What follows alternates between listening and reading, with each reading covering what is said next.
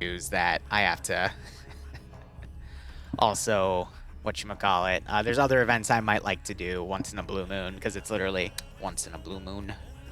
But anyway, first round will be mainly infantry only, no assets on either side, just an 8%. Did I say blue 4 is attacking or green 4 is attacking? Because it's listed as green 4 is attacking. Let me check my mission command 1 second. I might have screwed that up. Yeah, whoops, it's green 4. Green 4 is attacking 3 blue 4 objectives, and green 4 has the 8% numbers advantage. Alright, cool. Cool.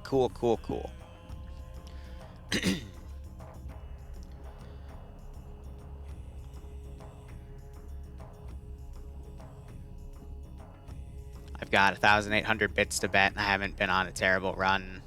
I mean, if you got bits to bet, I'd wait till after this stream, because you can just troll me with them. Which side is Falcon on? Don, also, I'm assuming that's you that put it up. If not, Wolves, I appreciate it. But whichever one of my moderators just put up the prediction, thank you. Where is Petro Power? Whatever the hell, Falcon, Pedo Power. I just saw him. But anyway, round has begun. We'll eventually get to Falcon. You can hold the points until we get to that. But otherwise, round 1 has begun. Let me go ahead and start going through the briefing here. Mission made by Puma. Basically a day op, give or take. Background, LARPers in rural Wyoming take it up a step farther and decide to test their might in a daring smash and smash against some U.S. Army reservists. These Army weekend warriors were merely sent to retrieve any remaining supplies from an old depot and will soon find themselves the victim of the LARPers' foolhardy raid. My fucking god. Green 4 must start the round with all soldiers in the same safe zone. That's funny. All right, 3 caches to take, or destroy, I guess, technically. Weird. Otherwise, overtime might be called. Usually we don't see over. Okay, actually, no, it's right there. Mission will go to overtime if there is only 1 remaining objective alive and the attackers are near the objective within the look zone. All right, render distance only 623 meters. Makes sense because of areas within Yellowstone can be very roaming hilly. No magnified optics nor NVGs. Defender build points 125, which is the standard. Medium anti-tank settings for both sides is going to be 2 AT rounds per side, no HE. Interesting. Blue 4 are going to be our 2000s American Army Desert Storm camouflage. All right, so older stuff. They get a combination of M16 A3s and M4 A1s, Glock 17 as a secondary. Auto rifleman / light machine gun. LMG is going to be the M249. Machine gunner, which gets the MMG, is going to be the M240 Gulf. Light anti-tank is going to be an M136 single-shot disposable rifle. Recon gets a choice of M2010 bolt action. I believe 308, might be 338, I always forget. For their sniper rifle, and then the 2 suppressed shooters either get an M14 or a SOCOM 16. Both are 20-round NATO battle rifles with 7.62 by 51 NATO chambered. And then crew and aviation either get an MP7 submachine gun or an M4A1. Nothing on the crew served weapons, no assets. Green 4, meanwhile, their uniforms are going to be the 2010 Rebel French Lizard camouflage. Quick breakdown on this roster here. Platoon leader, platoon sergeant, guys in charge. Squad leaders, team leaders, auto rifleman assistants. Grenadiers, Grenadier IR, the guys with Hunt IR rounds, little 40mm under slun rounds that you fire from a grenade launcher, deploys into a parachute with a camera. You can connect to that camera, has normal vision and night vision, great for getting a bird's eye view of the scene. But otherwise, can be a little tricky to orientate if you're not used to it. Otherwise, machine gunner assistant, combat engineer, the guys that get a choice of either 2 explosive satchels, 4 explosive charges, which you can convert to throwable. Very nice to use. 2 tripwire two tripwire HE mines with 2 tripwire flare mines, so 4 mines total, or 3 AT mines, which we never seen chosen except by Maz, who is the only one that does that. Light anti-tank, medium anti-tank 1 and 2, and their assistants respectively. Recon infantry, the recon infantry scouts with the suppressed weapons. Designated marksman, which for Green 4 looks like it's going to be an SVD. For Blue 4, it's going to be the Mark 11, knowing their kits. If not, a Mark 14. Either way, it's a 20-round 7.62 by 5.1 NATO battle rifle. In this case, a marksman rifle, excuse me. Sniper, which is going to get a T5000 from the looks like. Crew lead, crewmen, pilots, medics, and then the base kit.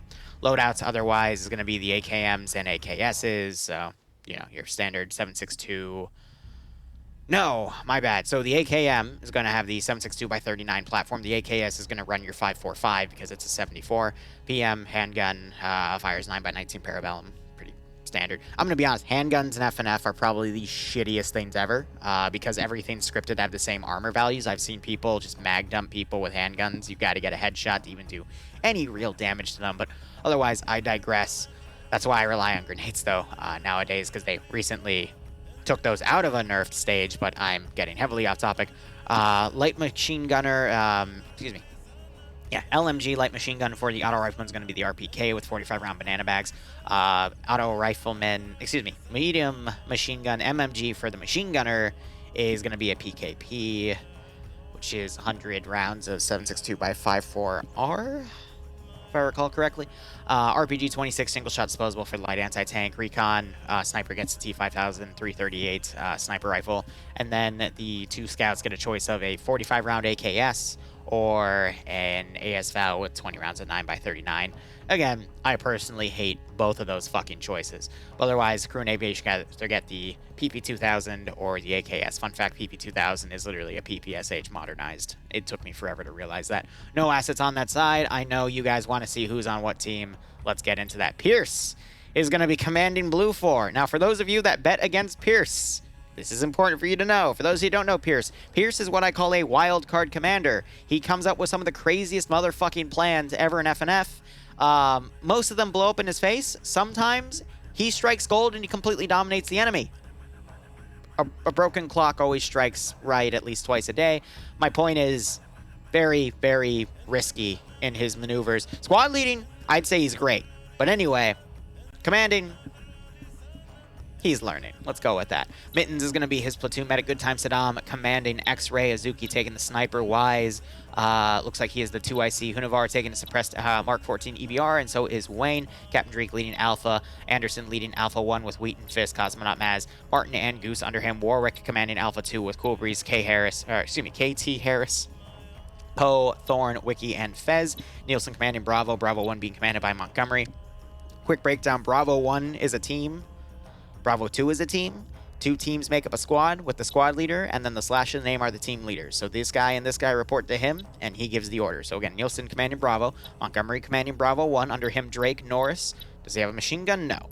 Joland, Iqbal, Shine, and Gordon. For those of you who don't remember Norris, Norris is one of those gods. When he's been given a machine gun, this man will go ham in CQC, and he's done it multiple times in the past, which is why I always like to note it, because this man has won rounds by himself with a 249 or a PKP. I've seen it. We might see it again tonight. Otherwise, Sholand, Iqbal, Shine, and Gordon, as I said. Lurch commanding Bravo 2 with Mito, Lennox, Savan, Ham Sandwich, Resent My Love, and Stretch. This means Falcon is probably on Green 4, as Tenderbaner commands the Green 4 side. He's got Fred as a company medic, platoon medic, my bad. Mountain is going to be leading X-Ray, G-Legs the medic, Nemesis taking the sniper. Interesting. Nafs being, can't tell, so I'm going to have to actually look at his weapon. He's being the 2IC. Artisan taking the suppress AKS. Schnuffles taking the ASVAL. Interesting choices. Looks like we have Alpha 1. No, interesting. So I can't tell, since it's only Alpha 1 together like this, I can't tell who's the squad leader or team leader. I know that Stark and Falcon are in the leadership positions. So I mean, that's a pretty powerful combo right there. So I'm just going to read off the group, which, oh my god. So we got Vorogok with Dooley, Bayan, top player of FNF, Loki, Falcon, also known as Pinoy Power now, Michael, Chow, and Stark, who is also a very good player. So you have a powerhouse under Alpha 1 here. Bravo has Blam leading. Looks like they merged the teams together under Bravo HQ just to have everyone together. So he's got Ash, Puma, Banks, Vagrant, Grav, Cake, Bacon Flavored Ivan, I Am Catarino, Private Waldo, Olaf, Shy, and Patriot together. And then Charlie has also merged everyone. It's Zandu commanding with Killer Wolf, Halapa, excuse me, Ralfiano, my bad. Ston Jorts, Christopher, Thunderson, Jarbo, Spooky. Is that my Spooky? I'd have to check. Black Fox, Funny Man, Shagium, Peterson, RT War, Tachi, and Dutch. Give me 1 second. I want to check on Spooky's name, because I want to see if that's the same Spooky I play with on Sundays for the, oh my gosh, the whatchamacallit, the SOG Prairie Fire stuff. I doubt it. but I always like to check. Yeah, no, okay, cool. Because you never know who you might run into in Arma 3. I've run into plenty of people, and some of them I try to avoid, but you know. Otherwise, looking over at our AO here, it's going to be around the southern airfield as part of it. Blue 4 taking control of these ammo depots here that they have to defend, all in different areas, and you've got these different spawn sectors. So you've got these larger Blue 4 areas, which represent areas that they can travel in during safe start, and then you got these smaller areas, which represent where the caches are. Green 4 has to specifically search them to find a cache in each area to destroy. If you select a unit, though, with Spectator, you open the map from them. You can see where they specifically have markers for these caches because the defenders know where they are at all times. So let's go ahead and look at the AO here. The first one, I think, was in here. No, it wasn't. Was it in here? No. Liru being dumb as usual. Ah, it's tucked away right there. All right, cool. Second one. It is fun to just look around and try to find them, though. Because, you know, think about it from a player's perspective who's on the ground actually looking for it. There are so many random hiding spots where they could actually be. So there's the second one. And then the third one, which I'm going to cheat. It's all the way back there. Now, here's the nice thing about custom-built maps for caches. When you play on a map for a long while, you start to subconsciously memorize where everything is, but this is all custom built. I think minus this one building here, everything is custom built in this AO. So there's no way to have any background knowledge on where a good spot to have the cache would be. Therefore, no one has that level of advantage from metagaming, so you really have to rely on your PvP skills, which is quite nice. So we'll see how all of this goes. I'm going to be honest with where Green 4 is setting themselves up. I want to quickly check the game mode rule here. Green 4 must start with all soldiers in the same safe zone. So they have to pick a direction to attack from. It has to be a single direction. I'm assuming Green 4 are the LARPers and Blue 4 is the U.S. Army Reservists. And it makes sense, but I don't get why they're like smashing the supplies instead of capturing, but I also know that's probably because of a limitation of the game modes in this. But we also have a lot of random built-up ruins around here, too. And why is Falcon poking me with the term Magic Missile Stark? I'm scared. What do these chuckleheads do? Who knows? But they both have LRs. I honestly cannot tell who is in a leadership position here because their kits seem to be exactly the same. So we'll see how that goes. Coleman Eric, I don't have a multi for you today. No one gave me a multi-link, unfortunately. I know Norse without a machine gun is a sigh indeed. We can hope he finds one in the field to loot. I'm going to be honest, this is going to heavily rely on CQC. I do not see this round going past the 45-minute mark. Technically with the 15-minute safe start and then another 15 minutes, because you're just going to have the infantry trickle in, you're going to have them hit a brick wall, and then either be able to inch themselves in or not. But Blue 4, they need to pick pretty much one position to actually defend from in a 360 and then identify where Green 4 is coming in and then hold them from there.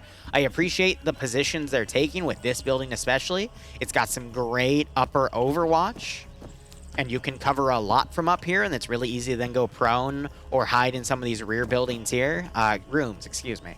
But, I mean, if someone knows how to place GLs or AT up here, they can easily murk everyone up there, so that's going to be a tough call. I think with Green 4's number advantage and considering who's on Green 4 here, I want to give it to Green 4 as an early advantage / possibility their win. However, every time I've given one of those where I think one side's going to win, usually they get blown out to high hell, and I know some of you don't trust me. In fact, you'll bet exactly against whatever I say because I'm not usually right, at least as of recent, so this will be tough. Right, Cole. Hopefully we'll see you there. So otherwise, chat, any random last-minute questions, comments, or concerns? Otherwise, I don't really have anything else to cover here. It's just going to be a quick infantry charge in and get away. We still have command all the way up here. I don't know if they're going to teleport everyone on that side and then push last second or what, but this is all we have for the most part. I think once Green 4 get themselves in the actual AO perimeter here of this kind of L shape, I think they'll be good. But if Blue 4, the more time they can keep them in the open forests compared to their positions, the better. But we might also see some early counterattacks here because I do see a lot of forces built up. I don't think there's any way for them to know which side Green 4 is coming from, so pushing out any units early on is a massive fucking risk. But we'll just have to see how that all goes. However, if Blue 4 does push a squad out or a fire team out, which again, in FNF, the fire teams are like sizes to 6 to 8. Like, they're big. It's literally, yeah, 8 people per team. They can then, even if Green 4 attacks from a different direction, that team can then loop around and then a counterattack, a flank of the attacking force, and just cause a lot of damage. So this could swing either way. It's just going to rely on who the best PvPers are, and I will say that I see more of those recognizable names on Green 4 than I see Blue 4. But I see a lot of good players on both sides. Norris, Maz, Anderson, Pierce, which, you know, commanding, I know. Squad leading, he's great. Combat, he's pretty good. So we'll just have to see how this all plays out. Immediately we hear some gunshots go off to the south. And they're all... Oh, are you going to do the stupid thing where you all, like, go on... They're going to do this. They're going to do this bullshit. Which I guess will work out for them because Blue 4 isn't going to risk pushing anything out, even though they are starting to send stuff to the south. But they're going to basically go through the open airfield and then attack from this angle, which is going to delay the actual start of the combat to up to 5 to 10 minutes, but it could work out pretty well. Life good? I hope it is for everyone. I'm just working on trying to set up indoor growing spaces for the fucking winter months. I'll speak more about that during the intermission, but yeah, no, they're totally gonna ride the median around and then attack it from the flank, which it's not a bad call because Blue 4 wouldn't be able to properly predict that. Just means we're gonna have a hot second of waiting time here because Green 4 is gonna need, like, again, 5 to 10 minutes to go around. Commanding Green 4 is Tender Banner, and we still have a few minutes of betting, so if you guys want to put something in, I think... Because here's the one really great thing to look at with this strategy. With this force coming around like this, and look, they're intentionally firing, so they're trying to bait Blue 4 to come and set up a defensive line against them, which is why they fired in the beginning, and which is why you just saw Shanagam fire again. They're trying to pull Blue 4 down here to say, hey, we're coming from this direction. So Blue 4 will set up defensive lines outside of the AO, and then these guys will push in. What they should do to keep Blue 4 engaged to the south is have X-Ray engage from a position down here to keep Blue 4 thinking that the main force is coming from the south. Because if they keep them pinned, hell, I think a full squad should have at least come from there to keep that distraction going, because otherwise Blue 4 is going to go, okay, well, where could they come from? They could either go on the far left or the far right, and then they can reposition their forces. Pierce on defense, he thinks of these crazy weird strategies, so he knows how to defend against those crazy weird strategies. So I can't believe I'm saying this, but this might actually work out for Pierce, because he's one of the types to think about shit like this, because Green 4, again, is going to need another, like, 7 minutes to get around the map here and get into position. But if Green 4 is able to pull this off, you'll see that Blue 4 has nothing to send to counterattack because the area is too small. So they'll just fold into the position instead. Green 4 will get their feet in the door in all of this fortified terrain and then just slowly push the L shape around. And it'll be very easy for them to just bulldoze everything because Blue 4 has half of their forces out here not defending the internal perimeter. So it's a good strategy for Green 4, but I think Blue 4 might be able to figure it out if no contact is given from this area. We need to see X-Ray engage something.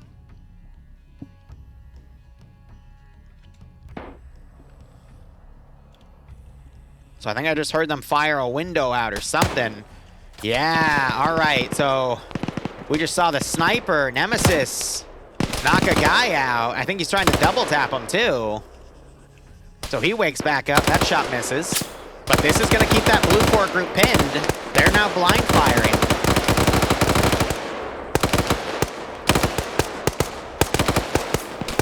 This is exactly how you want to use X-Ray in this map, though.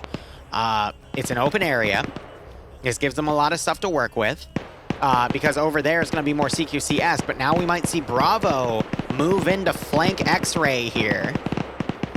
And that's going to pull them further away from this position where they will need to be later on. So I think we've got a really good strategy going. X-Ray doesn't want to stay there for too long. They're already popping smokes and pulling back, but I think that's going to help add to the ruse. So we'll see if Blue 4 commits. Now let me look down here. Are these guys fortifying or are they just staying up here? They're just staying up here. Okay. As long as they're staying away from a position to be a picket force for the main force, they're good. So now they're firing at X-Ray here, catching them on the flank. You're hearing AT firing around. That fired a little short. X-Ray now just needs to pop smokes, and then they can keep that force pinned there as well. Because look, that group has fortified up there. You see those trenches.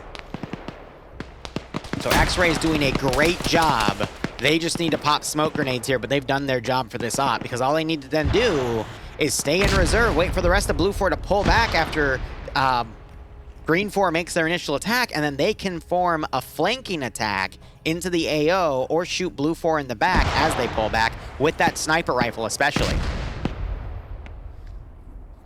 I'd say X-Ray's pulling out as much as they need to here. This is a full squad of Bravo 1, Bravo 2, and Bravo HQ. That is half of the force, not including X-Ray and Platoon.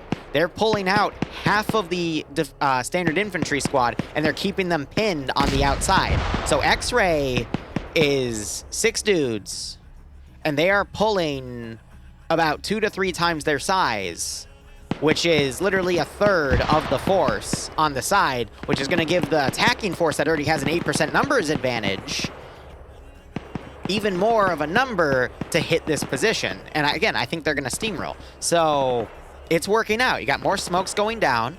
Blue 4 staying pinned here. But this is working out here. All right, 5 minutes have gone by. These guys are going to start stamina resting here. Who's out in front? Michael.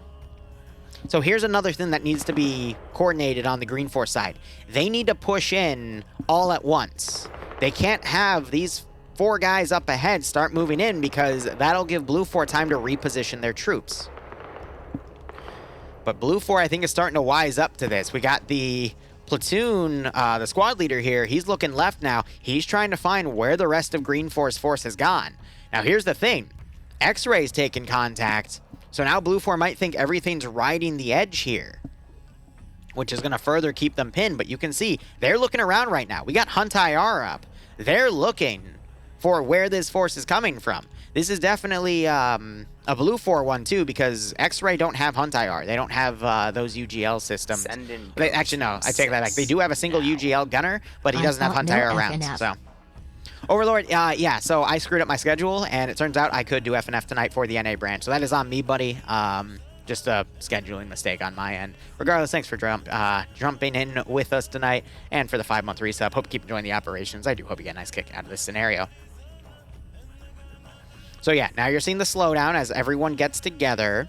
Shaggyum is crossing, but Blue 4 have not wised up to this at all. They don't have anyone looking out in this direction. They got these 2 guys over here just kind of patrolling around the back line. They're getting on this hill because it's one of the small hills that overwatches everything. They were over here recently, but now they're trying to move back and forth. But again, all the more reason for this battle line to immediately come in. Now you're seeing a southern group, a middle group, and a top group, and they're going to all go in at once. Very good call from Tenderbaner here to maximize this attack, because this southern group is going to stop any of Bravo for Blue 4 to come in and flank or push in, and this northern group's going to stop anything from the northern side from pushing in as well. Now, we have a full 100% disclosure here if we see where everything is on the map. So Green 4 is planning for any Blue 4 to the north or south to immediately fold in, which is why their forces are divided like this. More to the south, though, because they know that Blue 4 is out of the fortifications, because X-Ray probably radioed that in, that they took contact from 2 separate spots. So we'll see how this goes.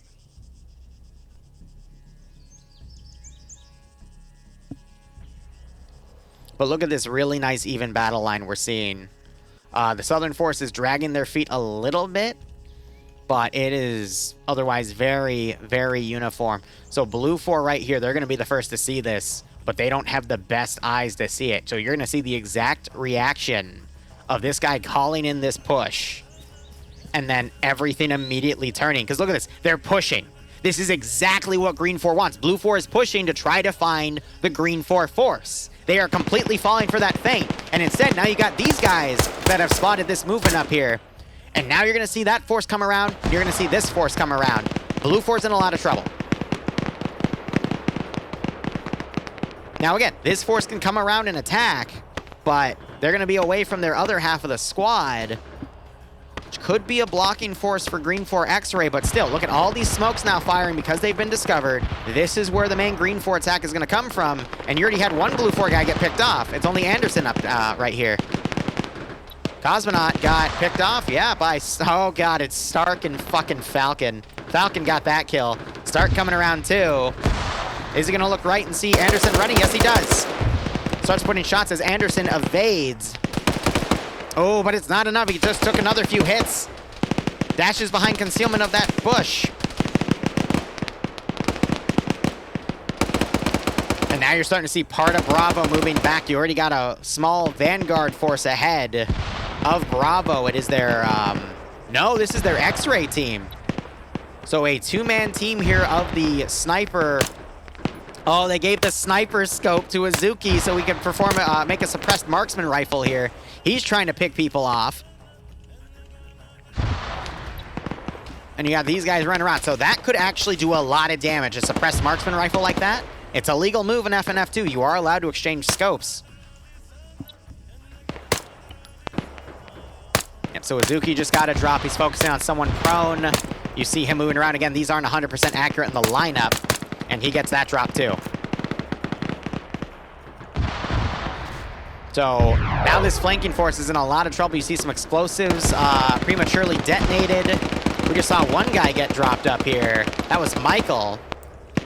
But otherwise, you got the really aggressive squad kind of going forward here. And you got these guys starting to mag up the first cache. So let's look at the map here. Bravo's now turning around. The other half of Bravo's trying to find X-Ray. They might actually have them from a Hunt IR round. You got a few guys trying to go north here to the top cache. You just had something else explode here. Loki's building going down.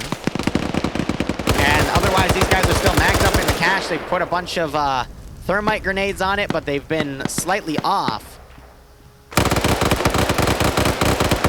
And there it is. So now you're going to see the rest of this force start to push the central area. Again, a lot of Blue 4 is out of position here. You are seeing some pretty good pickoffs here. Killer Wolf, I think, actually just killed a dude. Yeah, he just killed the suppressed shooter. And now Hunavar is going to maybe walk up and try to get that gun. So great shooting by Killer Wolf there. But again, quite a few guys went down to that suppressed sniper. So it's still within bounds here. In terms of Green 4 just still has that 8% numbers advantage. Now you're seeing Blue 4 starting to put forces in on a counterattack, but there's a big amount of forces here that are going to be a nice picket force for this force coming in. They're already starting to engage, and now you got this main force coming up on this section as well. So we still got players like Bayans, Falcon, and Stark. Stark taking fire here. He quickly pulls back. These guys might go around, hit this cache, and then open up a different angle to assault this position from as they look for the final cache.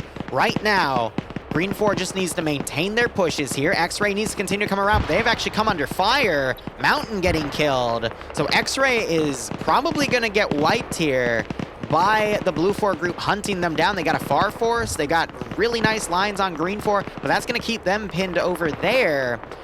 This is the force I'm really worried about here, though, because they've got a lot of guys to fight through. They don't have a lot of maneuvering room. They are doing their best here, but this is all CQC in a forest, and Green 4 just has the numbers, and once the smoke runs out, they will start engaging. Granted, they're right here. They're going to be able to flank the assault coming in, so it's just a matter of can they pick off these guys in here before they're overwhelmed by this large group. And then you have the elite team of Green 4, Alpha 1, now coming on the northern cache, and they'll be able to flank from the north then. Maybe by then Bravo 2 will be able to come in if they're not constantly tracking X-Ray, but it's really looking to be in Green 4's ballpark at the moment, and we are only 12, 13 minutes in. So like I said, I predicted this to be a 30-minute round at most, and one cache is already destroyed, and we're not even at the 15-minute mark.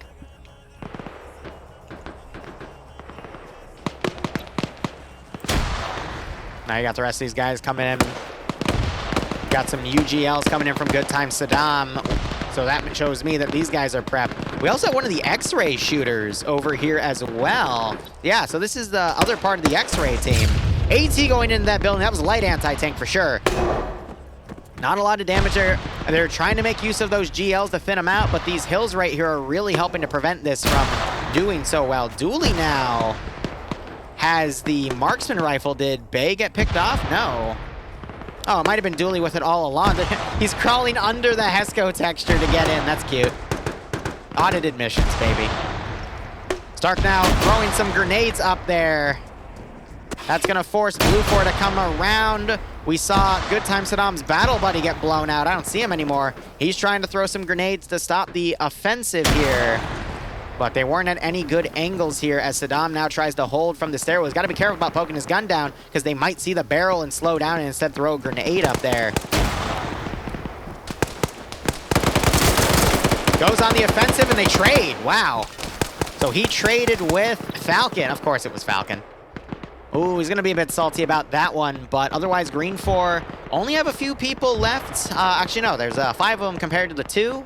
X-Ray still being heavily pushed by Bravo 2, but looking back here, you're seeing the central force of Green 4 kind of hitting a wall here with the largest garrison of Blue 4 we have, and now Bravo 1 is instead trying to push in to assist, but now they got that critical mass of Green 4 coming in. But they're pulling back, so that is quite messy to see, but regardless, again, I said in earlier part of this match, Yellowstone has a lot of roaming hills to work with here, so it's really, really difficult to work with on the CQC, but you got Blue 4 doing their best to hold, but, I mean, you see they're greatly outnumbered here as this Green 4 force goes through. This central force, though, is wreaking havoc on that central assault, so we'll just have to see how all this goes. Saddam looks like he finally went down. Wise is doing some medical up top, but these smoke grenades are practically saving him at the moment. Looking back, you got Blue 4 doing their best to come up to these positions. Ash, I think, is about to get a kill on Sholin, though, if he comes around the corner. Come on, buddy. You can do it. You can do it, buddy. Come on. Yeah, there we go. Gunshots alerted. Get the headshot. Okay, you shot him in the ass, but you know what? It worked because he was reloading. He couldn't do anything to fight you back anyway. So, again, Blue 4 broken up into a lot of groups here. Green 4 has pushed in from a lot of angles. However, as I am continuing to see this assault go on, we're seeing Green 4 getting more and more thinned out in that central push to this main Blue 4 garrison. Let's suppository, yeah. Ooh. Otherwise, you got Green 4 doing their best to look for this remaining group here. You got X-Ray now starting to fold in with 4 people. The rest of Bravo 2 are kind of broken off around here. They're going to have to trickle in, but from the looks of things, looking at it from above, seeing all the markers here, Green 4's attack has definitely been stopped by the internal garrison. The garrison for Blue 4 didn't take a lot of hits here, but the outskirt forces have taken the most damage. Now we got an element of Bravo 2 that is now starting to try to fire over here. Michael, I think, got killed as the last Blue 4 defender. And now you just have Martin back here. Yep. So, I mean, just looking at the numbers, too, though, Blue 4 has lost a lot of guys. I mean, Alpha 2 and Alpha 1 were the main defenders here, and they have been taking some pretty serious hits. You do have some Green 4 guys also still breaking up here, so Vagrant is engaging, and then X-Ray is going to join in. We might see Bravo 2 get some decent flank attacks here, but otherwise,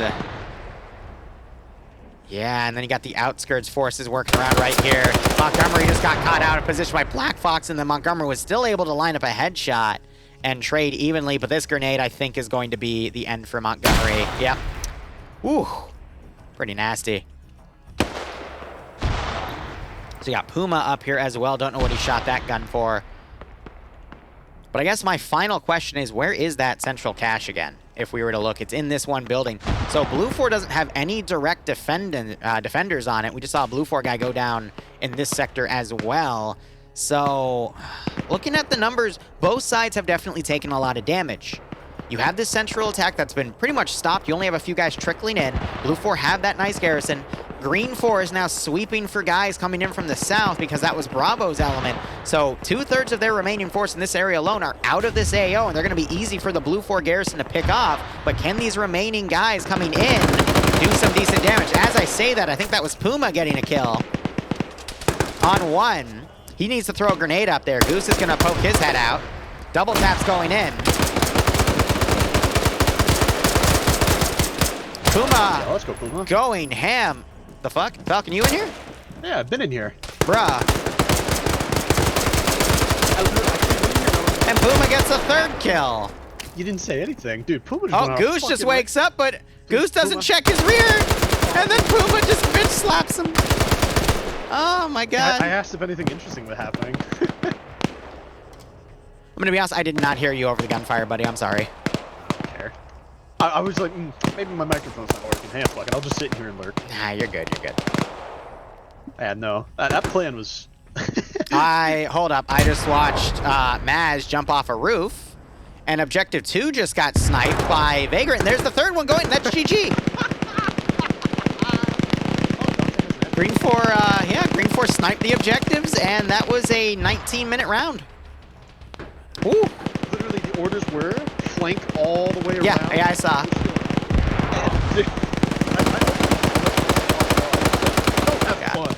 They just pushed in and killed everything. I was like, I like where this is going. Oh, I traded with fucking Good Time Saddam. Oof. And then he I saw that. F in chat, boys. Did Dante... No, he didn't. All right, I'm going to play one more round, and if Dante messages me, I'm leaving to go play with him. Have fun. I will F and F fun. The same sentence. You're higher than a kite, motherfucker. Get the fuck back down there.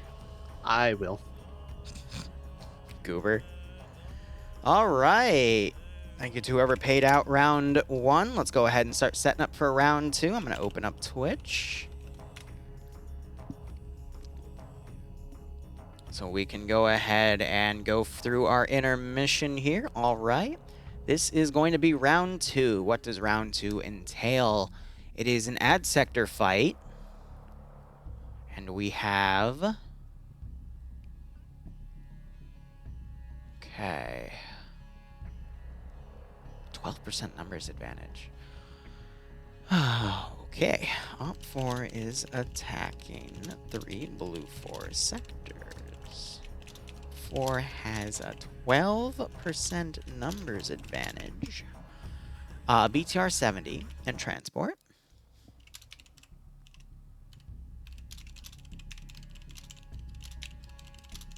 While blue 4 has an LAVC2, a Humvee, okay.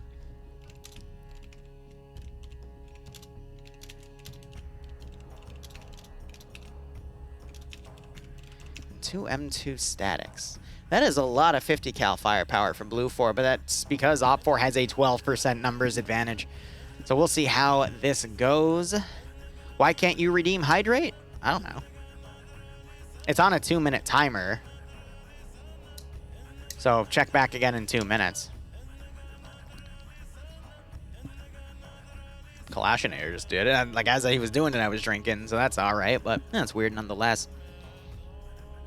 All right. Refresh your page. Sometimes it glitches out everything. Yeah, the LARPers won. Well, here's the thing, though. They played the objective. They went in, destroyed the caches, and won it under 20 minutes. Blue 4 didn't have any static defense on the caches themselves. They just had a lot of overwatching defense, which also was getting murdered by Puma. So it it fell apart for them either way. But, I mean, it was a great plan by Green 4. And Blue 4 kind of fell for the bait and switch that X-Ray pulled. So they weren't able to field all their forces back. Now, pen and paper-wise, if Blue 4 had some static defense on those objectives themselves, that op would have gone for a lot longer, and Blue 4 still could have turned it around. They had Bravo 2 folding in behind the northern group. They could have constantly harassed its rear and whittled it down. They already pretty much annihilated most of the central group that was coming in, and then the southern group was all going to have to go from outside of the perimeter in, aka cross through a lot of open ground and take a lot of risks to pull in that the Blue 4 garrison could have picked off. So had Blue 4 been putting guys on the actual objective instead of just overwatching defense, that round probably would have lasted for another 5 to 10, maybe even 20 minutes because of the positioning that Green 4 was in at that point. There was room for Blue 4 to counter, and had this been just for kills, I think Blue 4 had a pretty solid chance, but because there was no defense directly on the caches, Green 4 was able to get in there and snipe them with some well-placed explosive specialists. It happens. And Ozzy, my day is alright. Got a little messy with my scheduling because I'm an idiot, but hey, you know, we're going to stream this, stream some DayZ, and then I'm going to be doing a shit ton of video editing for the PvP Shenanigans channel because I have been pushing that back. So we'll see how everything goes. And then I need to do some mission dev for the Starship Trooper op. It's all ready to go. I just want to test it server side. Because I already know it works server side because of the mission file. We ran it, but let's give him a yeah, you know, just always want to make sure everything's a-okay. But yeah, I did mention in the previous round, as it was starting, I'm working on getting some indoor gardening stuff set up. So I moved into my current place in July. It's this really nice end unit townhouse. Over the winter, I tried keeping some plants alive. Unfortunately, it got a little too cold, so their growth stunted, and then I accidentally over-fertilized them and I killed them because I'm an idiot. But, you know, now I know. Send in but Goat Team 6. the goal now. 1 second. Overlord Dan, thanks for giving Falcon a gift sub. I hope you both continue to enjoy the operations. I hope you get a nice kick out of Friday Night Fights. Falcon, you better not be watching the stream right now. Actually, no, you can right now, but when we actually get in, you know the rules. You don't want Malin to freak out on you like he already has been. But nonetheless. So, I'm working right now on setting up an indoor greenhouse. Pot plants best grown indoors. Oh, man.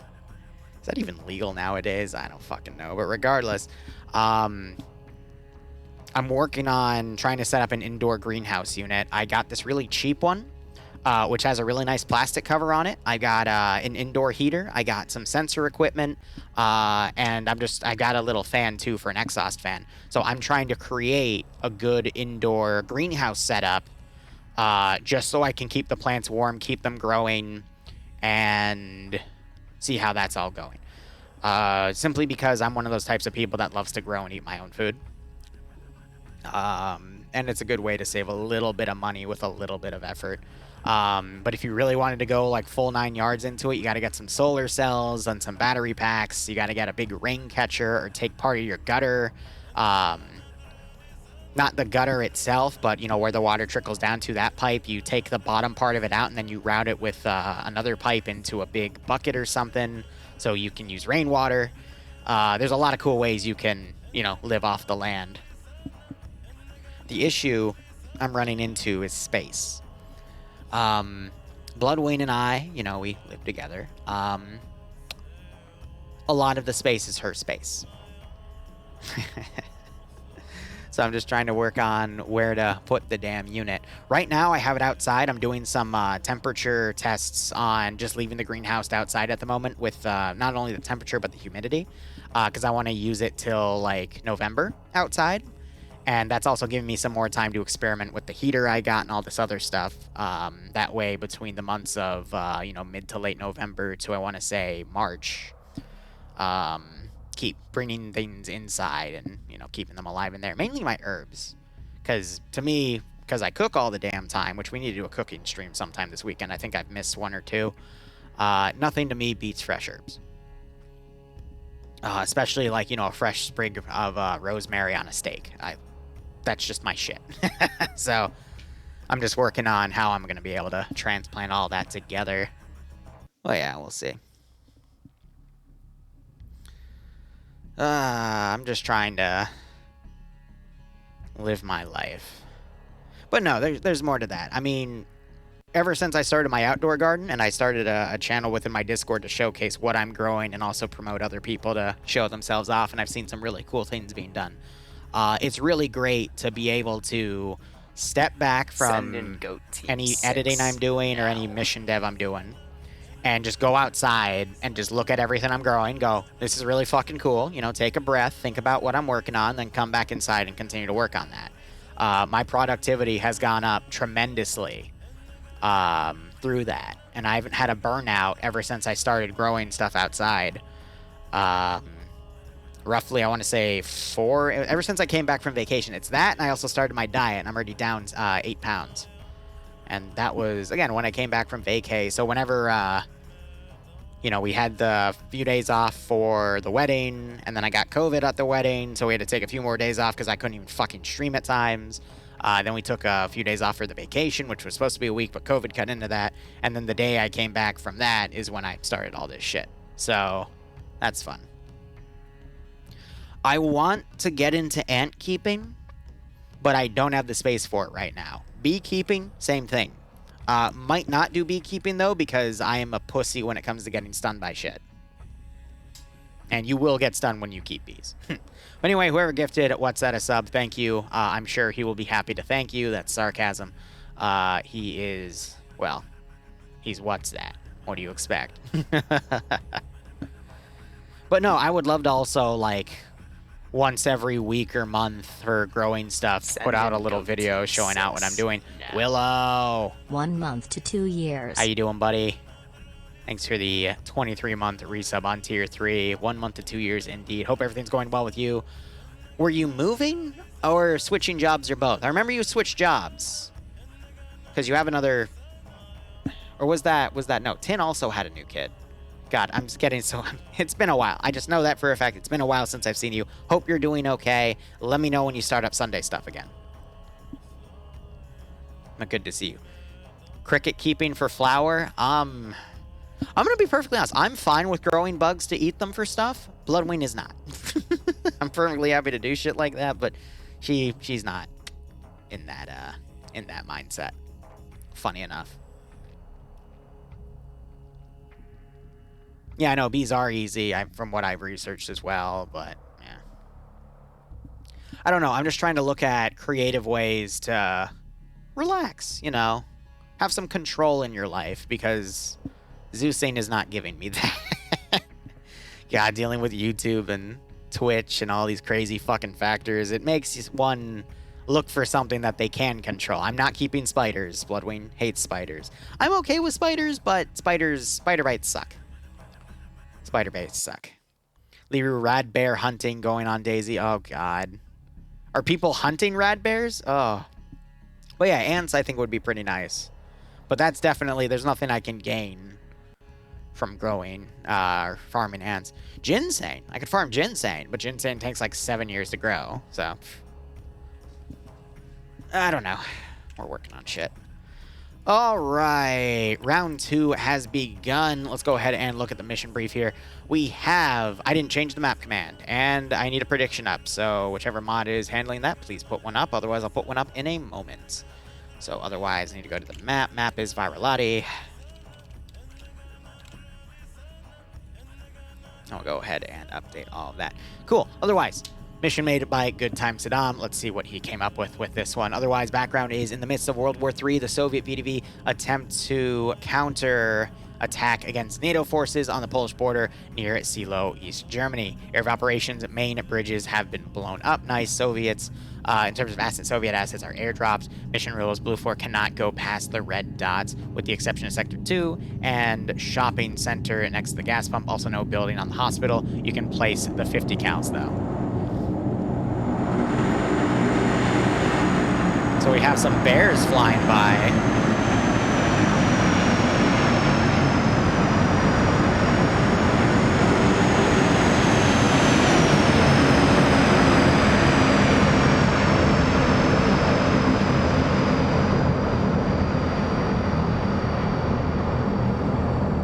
So he did an ambient flyby script, and then in that script, you can have it spawn stuff, and he set all that up. That's pretty cool.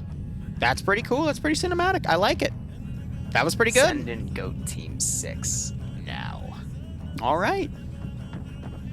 No, I'm not against. That was awesome. Willow Tree gifting 5 subs out. Nice if you got a sub from Willow Tree. Make sure you thank them. Otherwise, I hope you all keep enjoying the operations, and I hope you do get a nice kick out of this scenario.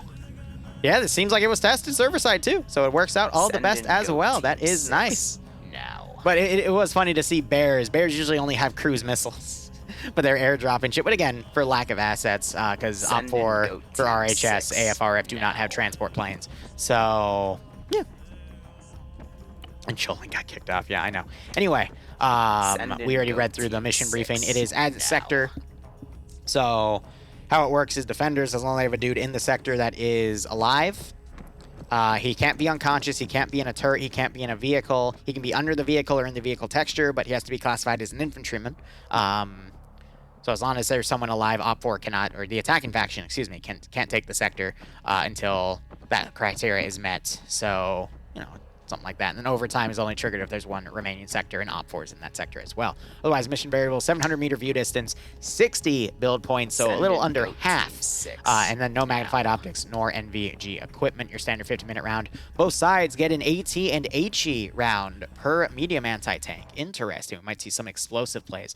Otherwise, I'm going to start with Op4 as the attacking faction. Their uniform is going to be the 1980s Russian Army khaki kits from the Cold War. So, quick breakdown of the little roster here. You have your platoon leader, platoon sergeant, squad leader, team leader, auto rifleman assistant. These are your guys with your LMGs, your light machine guns, grenadiers, grenadier IR, which have your hunt IR rounds, little 40mm grenades that you fire into the air. They turn into a camera with a parachute, great for getting a bird's eye view of the AO. Your machine gunners that get the MMG, your medium machine gun, machine gunner assistant, combat engineer, light anti-tank, medium anti-tank 1 and 2 and their assistants respectively.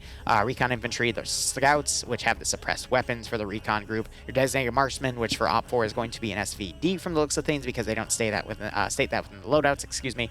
You have your sniper, which that appears to be a scoped car. No, a Mosin. Oh my god. We'll verify that in a second. But otherwise, your crew lead, your crewmen, your pilots, and then your medic kits and then your base kit from there. Loadouts. Oh my fucking god. Sorry.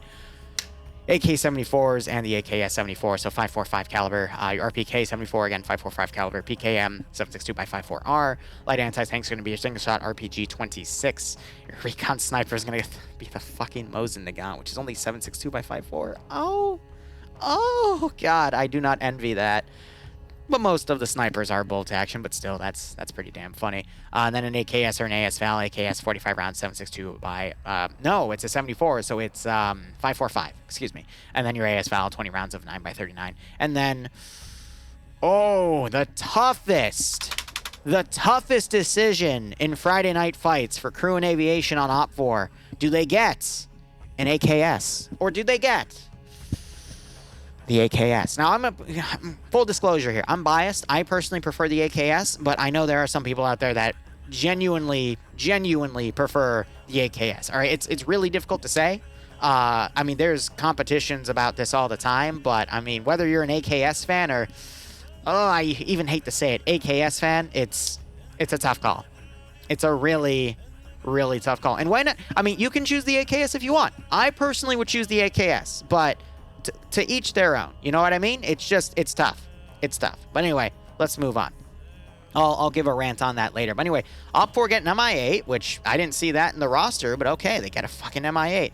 7 transport Euros, radio with the, excuse me, a Gaz with the radio variant, which can only carry 2 people. It's meant to be a command Vic, but all right, cool. And then a BTR-70. Going through our player base real quick, we got Vagrant commanding. I'd say he's the best commander within FNF. He does it the most. He has one of the better success rates for winning, so we'll see how he goes. Catarino taking the X-Ray team lead position. G-Legs taking the sniper. Resent My Love taking an AS-Val, excuse me, and Bacon Flavoured Ivan also taking an AS-Val. Anderson commanding Alpha. Alpha 1 being commanded by Thorn with Maz, Martin, Warwick, Wheaton, Poe, and Banks under him. Dreet commanding Alpha 2 with Cool Breeze, KT Harris, Harris, excuse me, Ash, Cosmonaut Wiki, and Fist under him. Nielsen commanding Bravo HQ with Montgomery, Chine, Herb, Norris, Iqbal.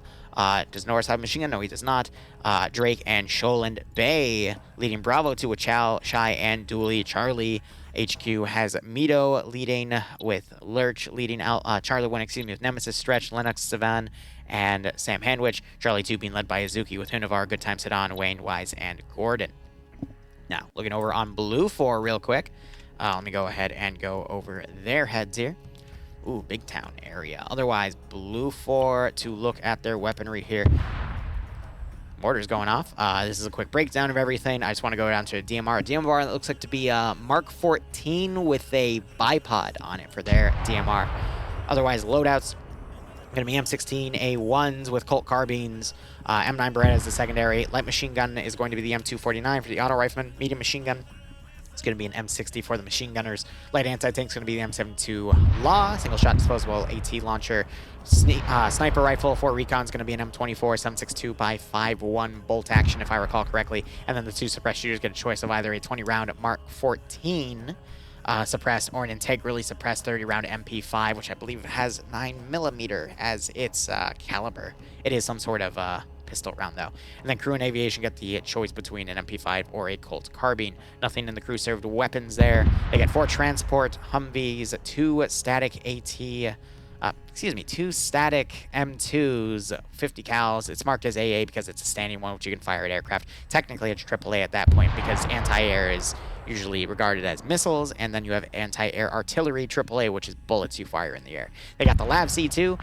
In my opinion, the worst fucking armed vehicle in Friday Night Fights because it puts you in a static standing animation where regardless of where the gun moves, you sit in the same spot and you are super exposed and you literally only fire a 240, which is just 762 by 5.1. It's literally worthless. This vehicle is fucking worthless.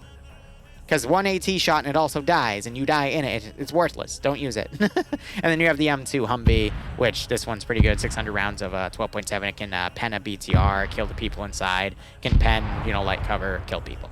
Otherwise, that is it for them. Looking at the player breakdown, you got Fred leading Blam as the 2IC. Interesting choice. And then Tenderbaner being the medic. Guy Fury leading X-Ray with Garav being the medic. Stark being the sniper. Falcon, is he the 2IC or a suppressed shooter? He is the 2IC because he has a standard M16A1 right there. Roster taking a suppressed Mark 14, and Michael also taking the suppressed Mark 14. Bigger caliber bullet, that is fair. Schnuffles leading Alpha 2, no Alpha 1 lead. Looks like they actually merged people together because this is more than 8 people, but I digress. Schnuffles leading Artisan, Fez, Goose, Cake, Pierce, who might actually be the squad leader here, or Waldo, can't tell because they both have the slash in their name. It would probably be Pierce, though, because Pierce usually takes the squad leader role, but I digress. Loki, Puma, Waldo, Mittens, Patriot, and Night Owl. And then Delta 1 has merged everyone together as well. That squad leader is either Hulapa or Zandu. Probably Zando, because again, he takes the squad leader role most of the time. But otherwise, it is Black Fox, Killer Wolf, Rob Wolf, Jarbo, Spooky, Artoir, Retweet War is what I'm going to call him because RT, Zandu, Tachi, Shagium, Hulapa, Ralfanio, Thunderson, Stan Jewert, oh my fucking god, and Peterson, and then you also have Funny Man coming in, who's probably going to merge under Delta 2. So Blue 4 only has like 2 active squads here, and then X-Ray to work with, similar to what we saw last time, and then Op 4 has all these additional forces. Plus, it's a 12% numbers advantage. It is a 12% numbers advantage for Op 4 to attack, not just a 8% that we saw in the similar round. Looks like all these bridges are quote-unquote destroyed. But instead of hiding them, they just put a lot of fortifications on it. They did blow up some of them. Ah, that's cool. I know exactly which textures they use, too. That is very, very cool. All right. You got some pontoon bridges deployed as well. All right. All right. We'll see how that all works out. Going over the sector, Sector 3 is this hospital area. Again, they have a custom rule not to build anything on the rooftop. Sector 1 is this construction area, specifically the construction building. And then Sector 2 is this bridge area, which encompasses this little hospital, clinic building here, some of these side buildings here as well, and then this front, and then they've built a fortification. Actually, no, this is a map-placed fortification on the front of it as well. So a lot of hard points in there to defend, but they don't have a lot of good eyes on overwatching areas of open space that OPFOR could charge up from. So this is a very CQC-esque area. Kind of a trap, in my opinion, to defend because OPFOR can get right on top of you, get within grenade range, and fuck you up. Blech. You're pretty much having trouble with how to use Zeus. Yeah, garbage, it does take some getting used to. I remember working under Luton back in 2016, and it took me a month to get my hand around it. Wasn't this map used a few weeks ago? Yes. FNF will be having a mod set change soon. I don't know when specifically, but they have been cycling out a lot of the maps because they haven't had a change in a while. But you also have to remember they had 3 weeks of World War II within the current rotation, so some of these maps feel like more of a breath of fresh air, which is why they're extending the rounds, the map rotation for this specific branch a bit, because, you know, people just played a bunch of World War II and they want to go back to all the modern stuff, so. But yeah, no, this Viralati's been used quite a few times in a lot of different areas, so we'll just have to see what else they decide to play out. And I got to hydrate and a posture check. I will oblige.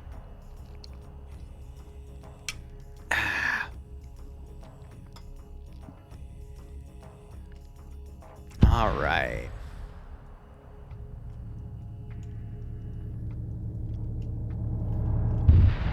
Let's see how that all goes. But yeah, no, one of the factions did have MG3s, which an MG3 is literally just an MG42, but it's rechambered to fire 7.62 by 5.1 NATO instead of whatever that round is that the Germans used, which I think it was 7.92, right? MG42 was 7.92. Same with an MG 34 was 7.92 by something. 8mm Mauser. When is the dev stream for the Among Us Dino Op? That is going to probably be, realistically, sometime this weekend. That op is not going to be run till, not this coming Sunday in 2 days, but next Sunday, so 9 days. So I have any amount of time to do it. Plus, I think I already have another meme op idea.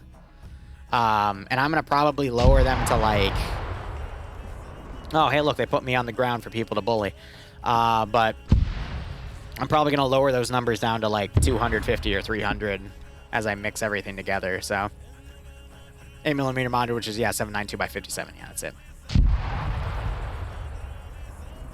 Goats!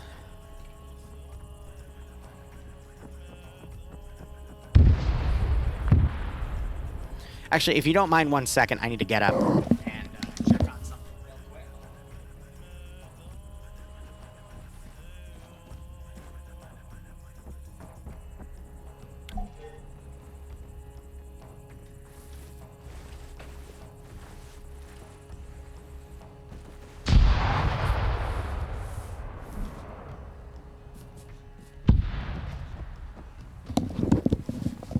Sorry about that. So one of the gadgets I got for the indoor greenhouse was a temperature sensor that also checks humidity. So I am checking different areas of my house, because another thing I want to look into doing is potentially getting a drying rack to make beef jerky or drying herbs.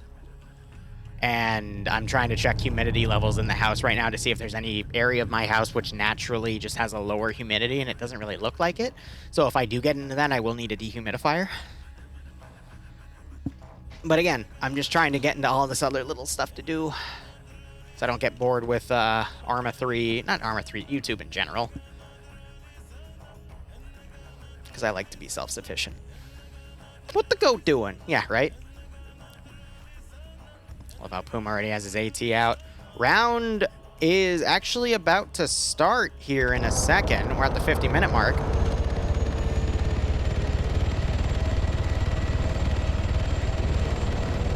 Actually, yeah, we are past 15 minutes and the round hasn't... That's weird. Did the scripts break? Because it should be... Wait a minute. Oh yeah, I love beef jerky. I just hate that beef jerky is so fucking expensive.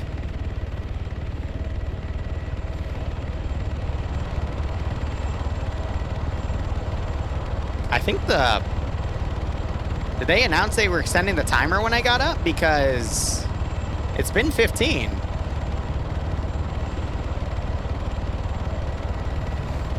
That's weird. Yeah, gosh, that was a little late.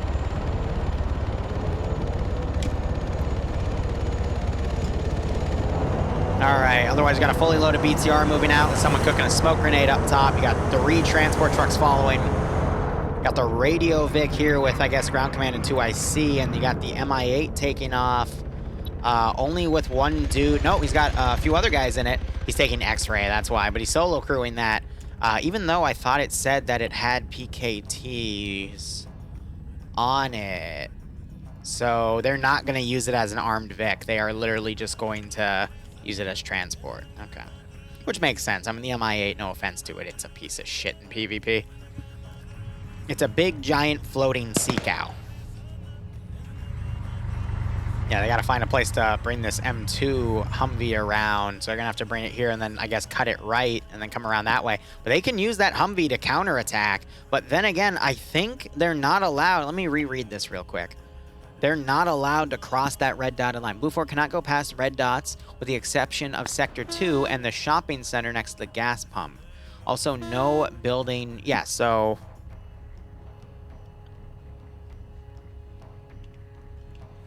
I think that means they can cross this area here. Or it means they can, like, come around this area. But yeah, that's basically an anti-counterattack rule, which is quite interesting. So we're just going to have to wait for Op 4 to pretty much come into the sector. Again, I think this is going to be a quick one. Because Op 4 is going to immediately deploy probably around right here and then just walk in. I don't see them trying to do something grandiose. They might try to, like, come around over here. And then use this side bridge so they can avoid a river crossing, but we're going to see what they... Yeah, I know that's exactly what they're going to do. They're going to come across the side bridge to avoid the river. This does seem very Op 4-sided. Yeah, Blue 4 could make up for it with some explosive traps and some clever use of that M2 Humvee, but numbers-wise, it's definitely on Op 4 side. We do have some good players on both sides. I mean, Bay, I think, is going to stay in that BTR with Dooley, and they're going to crew it. I mean, we do have players like Falcon on Blue 4, but after his first round performance, I'm just not sure. It could still go either way, but again, we'll just have to see. But and that's a good point. Blue 4 has like 350 cals. One in the form of an M2 on a Humvee, and then 2 as static pieces. But again, with this being CQC Urban-esque, it's really tough for those M2s to be properly used. Now, the Humvee, yeah, that can just boop around and whatnot. Its main target is going to be that BTR, but those 2 statics, I mean, they're only going to be really useful on the objective positions themselves, but overwatching a corner like this, you're so exposed to literally everywhere, and you can't be looking at all those directions at once, so it just takes a marksman to literally poke his head out, pick you off with 2 shots, and then poke his head back, and you will never know what hit you.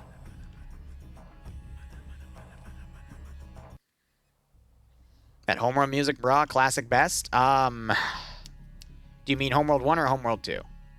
Unless you're meaning overall Homeworld music's good. Look, I'm going to be honest. Homeworld 2, great music for Middle Eastern-based stuff, or if I just want to jam to something for 3 hours.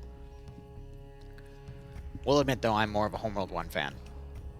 Because there were quite a few weird plot holes within 2, and some weird balancing things, but it was still a good story. And again, Cataclysm. Cataclysm was pretty fucking nice. Alright, so you got Op 4 deploying all the way over here. They're going to do a very cautious push here, thinking Blue 4 has set up something over here, which I could see that. Blue 4 setting up on Sector 2 and then forming maybe X-Ray along there, so they're going to be incredibly cautious riding the border.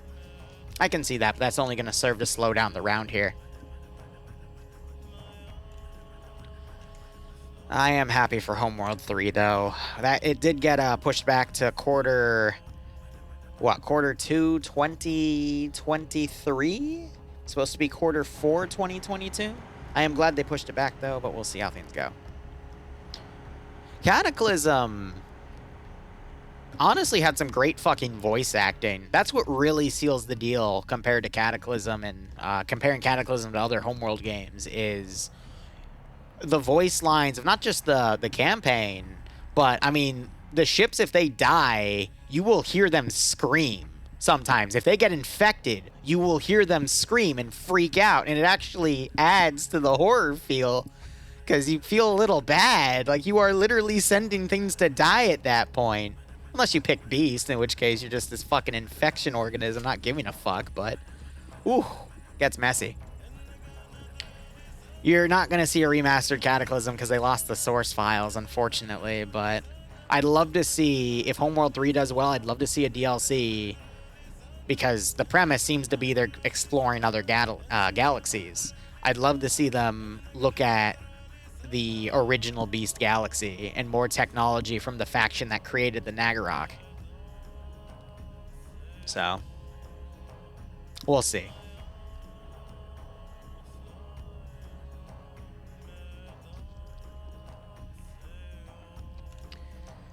Yeah, I appreciate OpFor's caution here. It's not warranted, but again, in their eyes, they don't have a bird's eye view, so they don't know. They could send a recon vehicle, but if they do and it takes fire, that's just telling the enemy the direction they're coming from. So that's why they're taking this slow approach. So I appreciate it.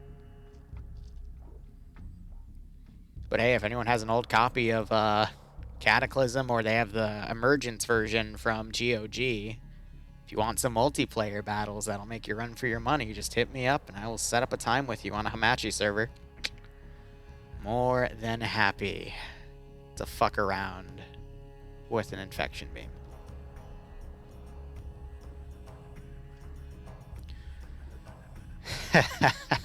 Free space. I don't know if we'll ever see another Free Space game, but I'm going to be honest, Free Space 2 with the modding these days, I should get into streaming some of that too, because that's some really, really fun shit. It's all fun and games till the freaking Leviathans show up, but... So we're going to see this group start to come down. This group might actually start crossing early, which shows a little bit of miscoordination between these two elements. Instead of working together like what we saw in the first round, where all of the attacking faction was working in a unified tangent, we might see some separation here instead, which is going to show a little bit of chaos. So if one group gets fucked, the other group might not come in and reinforce.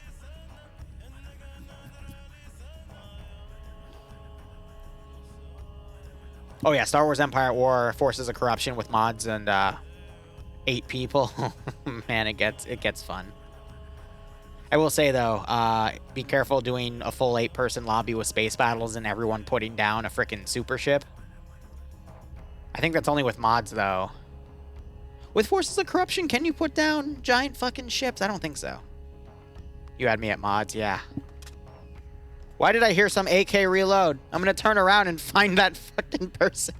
Is that Vagrant's AK I heard from all the way up here? Good grief, he's naked! Why does he reload an AK so loudly, and why is he naked?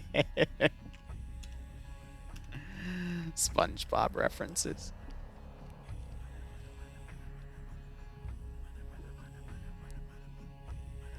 Yeah, as I was saying, if you call in more than like 4 of those like dreadnought-sized ships, you will crash. It's funny, but you will crash.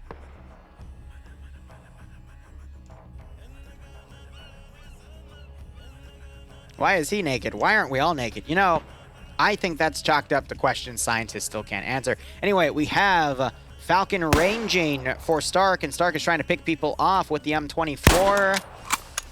And he is making no progress. Well, no, he's slowing them down. You can see them kind of running around like that. They just don't really have a good range here. You know, so one of the things we're going to start doing in August and beyond is I will be picking... I'm going to be deleting all of the other game channels.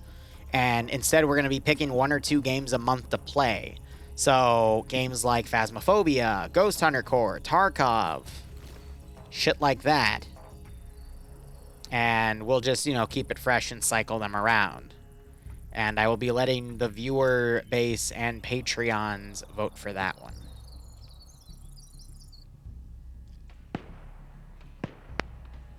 Yeah, I'm just trying to do a lot of changes and then maybe some rebranding. Falcon's pointing out more targets to start here. Now they're taking fire. They're immediately going to get up and fuck off into that Humvee. Jesus, what is Stark doing shaking his fucking thing like that? Why are they running to the house? Yeah, Falcon has the right idea. You just turn the fucking car on. Are you blind firing with your 24? Is that the plan, sir?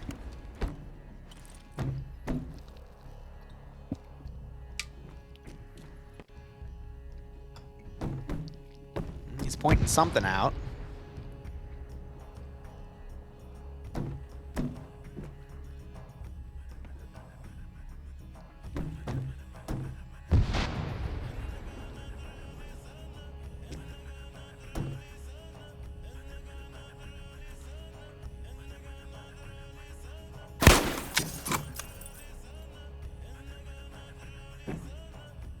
Yeah, BTR is moving up. He's slowing them down. Oh god, BTR staring right at him. I think he noticed. Yep, they're getting in. Stark noticed the BTR staring the gun at him, and if they stay there, they're gonna get chewed up by that 14.5 millimeter. Yeah, Op 4 now starting to get to the MSR here. Now the BTR suppressing, but that car is already pulling away. So you got the rest of X-Ray aligned in different spots. They might pull back. You already see other... Actually, I think... No. So there's another element here. It's part of Alpha 2. Loki...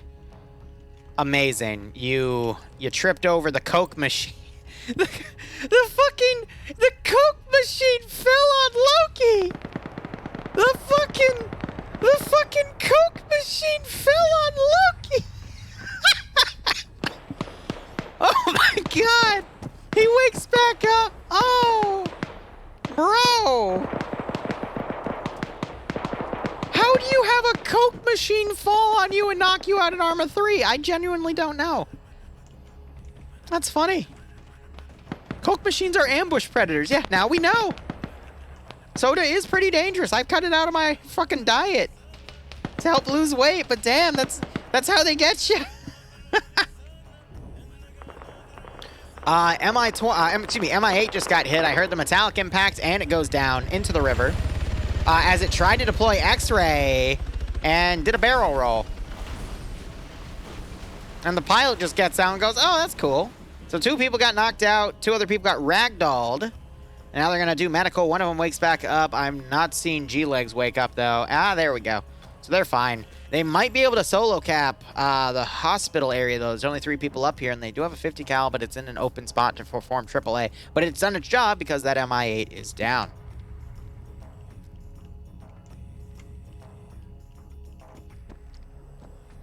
He said that he prefers Pepsi. Yeah. Yeah, that would do it for the Coke machine, my man. Need horror op killer Coke machine. I don't think there's an individual Coke texture for the Coke machine. That would be pretty damn funny. I love how Patriots run into this building. These one of the marksmen here, they're firing AT at him. They already had that lined up because that's where X-Ray's sniper team was. So now he's in a tough position. Now you got the M2 coming in. And it's taking fire from that BTR.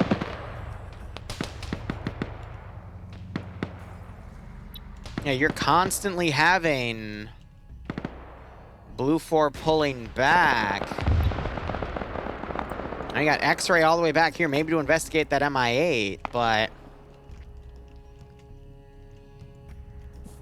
Schnuffles might get some early shots here. Oh, that Op 4 guy just got smoked. That was Warwick on point there, and yeah.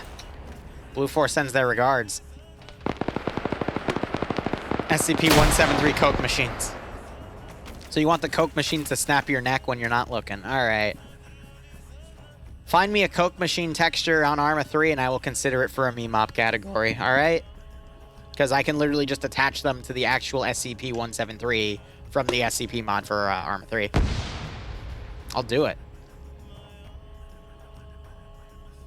Is Falcon's new name a reference to his girlfriend's powerful...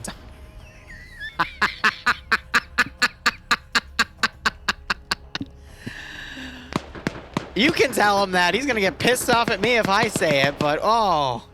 Oh my god. Good god. We really do bully Falcon on this channel. Fuck me. I love this machine gun position here, though. His Alice backpack kind of gives him away, though. So you got Blue 4 suppressing these windows. Did an Op 4 guy go in here? Yes, he did. He's dead. So yeah, a few Op 4 guys trickling up. You got the M2 Vic right here, though, and it just smoked Martin. That is incredibly risky. But thankfully, Op 4 did not have any AT set up to take him out. And he's going to push away mostly unscathed there. Gunner just turned in, maybe to do a little bit of medical. But Op 4 is being halted right here. You got Patriot over here with that marksman rifle on the street. Might pick off some people crossing by. No, he's found a good keyhole here. Did he just get a kill? Yes, he did. Now he's pulling back. Nice. Might have been on this guy. Yeah. Oh, look at this keyhole. So he shot him literally from like right over there. Beautiful headshot, but now he's pulling back instinctively. So Blue 4 have only lost Fez, but they have inflicted 1, 2, 3 KIA so far. Now again, Op 4 has a 12% numbers advantage, which means they are at least up like 8 or 9 guys at this point. So if they keep trading like that, they'll be golden. But the one issue we're going to run into here is Blue 4 is running out of space to pull back. And now you got X-Ray assaulting this position. You got a few Blue 4 guys on defense here. They're going to be holding that stairwell position. But now you got X-Ray coming into flank as well. Bacon-flavored Ivan about to come up. He immediately takes fire. So what they're going to have to do is they're going to have to put smoke grenades up here and then run through it, because otherwise Blue 4 is going to stay on that position pretty easily, and there's no position... well, I mean, there's a few buildings on the outskirts, but X-Ray's not going to play that game. Now you got Guy Fieri flanking here. He is firing. He knocks out Bacon Flavor. Ivan gets a double tap. Yeah, so now you're going to have that Blue 4 X-Ray flank go down. Maybe Blue 4 will lose a guy, but Op 4 might lose all of their team for X-Ray, which means this main fight right here is going to be the main push. So Alpha has been getting caught up here by those little counterattacks, and the 50 cal is going to slow them down. So Bravo is starting to flank around where Patriot was and another guy, and you see them pulling back as Blue 4 Alpha 2 markers right there on the right side. So eventually Op 4 is going to make headway here, but Blue 4 is doing a great job of sending a few units to slowly achieve casualties on their sides. But looking at X-Ray here, they're down to 2 people out of that 5-man team. Also their pilot, which I think he might have actually merged. Yeah, so Gordon merged with that team. Now you got really competitive players like Guy Fieri coming in. He's going to run up and check the stairwell. Gordon's holding that door. Resent my love. He is staying at the base here. Falcon, wow. He threw a smoke instead of a frag. Resent's going to probably double tap him, but no! He gets knocked back by Roster.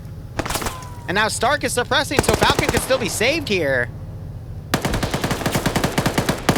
Gordon taking out Michael there. Stark trying to... Oh, he gets a headshot with his handgun on Resent because his head was just barely peeking over. You got Gordon now covering this one building. You got Guy Fieri double tapping. Who was that up there? I think it was Bacon Flavored Ivan. Yep. Now Gordon is forced to hold 2 doors here. Roster might come around. Grenade thrown.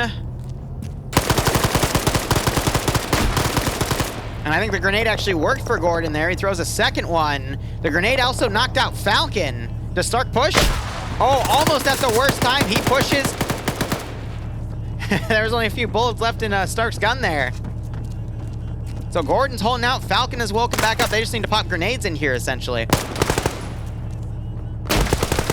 Falcon gets them.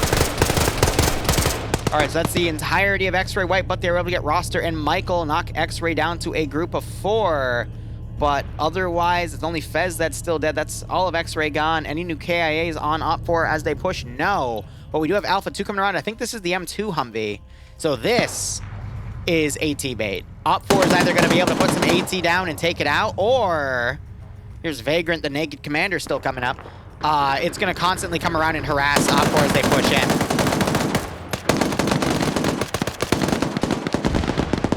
That was AT, but it missed.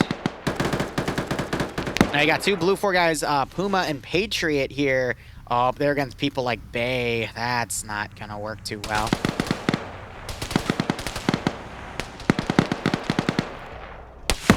Now you got the BTR slowly drifting in. At this angle, it won't be able to hit the second story because this is all solid texture. 14.5 won't be able to penetrate through that part of the cereal box. But otherwise, Op4, they're making headway here. X-Ray needs to remount and continue on a separate flank. And this M2 Humvee needs to continue to do rounds to slow down Op4. But even with that, I don't think this is going to go to time.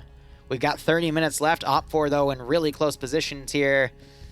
We'll see it. Roster just got kicked, but he was one of the dead guys, so it doesn't matter too much. So Blue 4 tried to pull out. Bayant in a 2v1 right here. Runs out of ammo as Patriot continues to fire. Chow now hopping the fence. Not noticed, though, but that grenade's going to walk right into Chow. Oh, my God.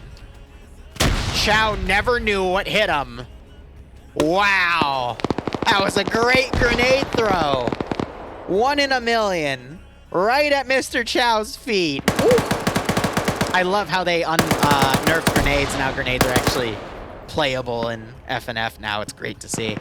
But Puma and Patriot getting that free grenade kill. They're now pulling back. You got Alpha now pushing on the first objective. And Blue 4, it looks like they're actually pulling back from it. They don't want to risk it. Now these guys are down here. Are they going to corner camp that objective? Put some explosives outside with the demo guy and just, like, cook them off? That would be smart. So you got some blind suppression going. No new kills on Blue 4, and Op4 continues to slowly take damage. Shy also got killed in that ambush, but Blue 4 is doing a great job of slowly whittling Op4's number advantage. That way when they get to the final position Blue 4 want to be in, which might as well be the hospital, but they are putting a big force on the construction building as well.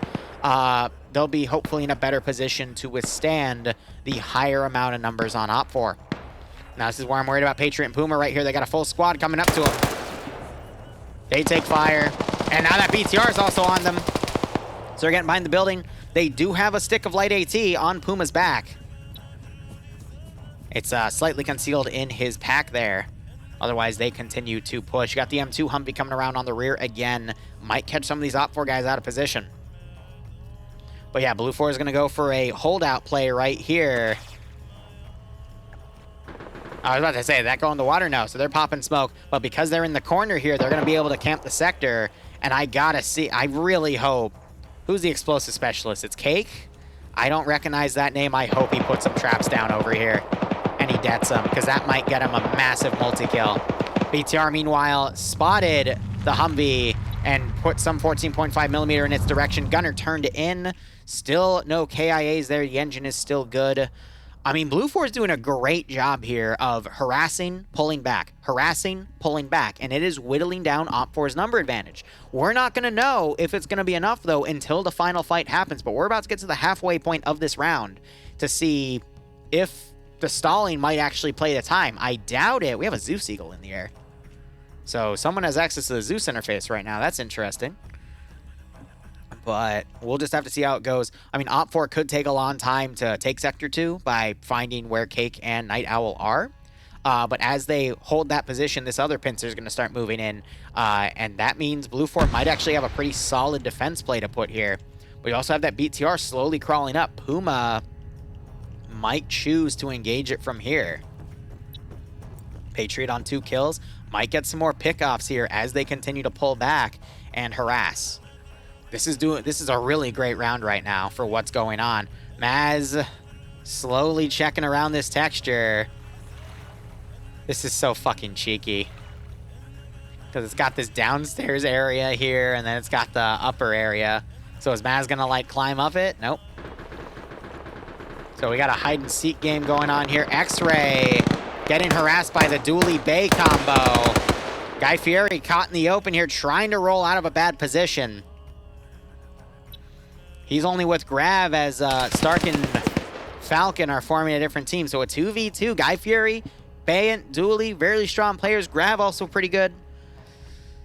Oh, but Bay, he's trying to push, but Guy Fury's trying to line up a shot on him.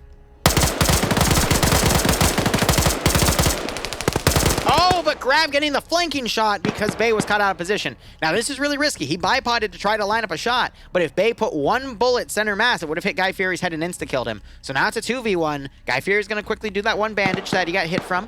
And Dooley's now trying to get on the second story to capitalize on this area. Otherwise, Patriot and Puma holding out this one position. You have the BTR coming close. Will there be a use of AT by Puma? Because they could disable that BTR.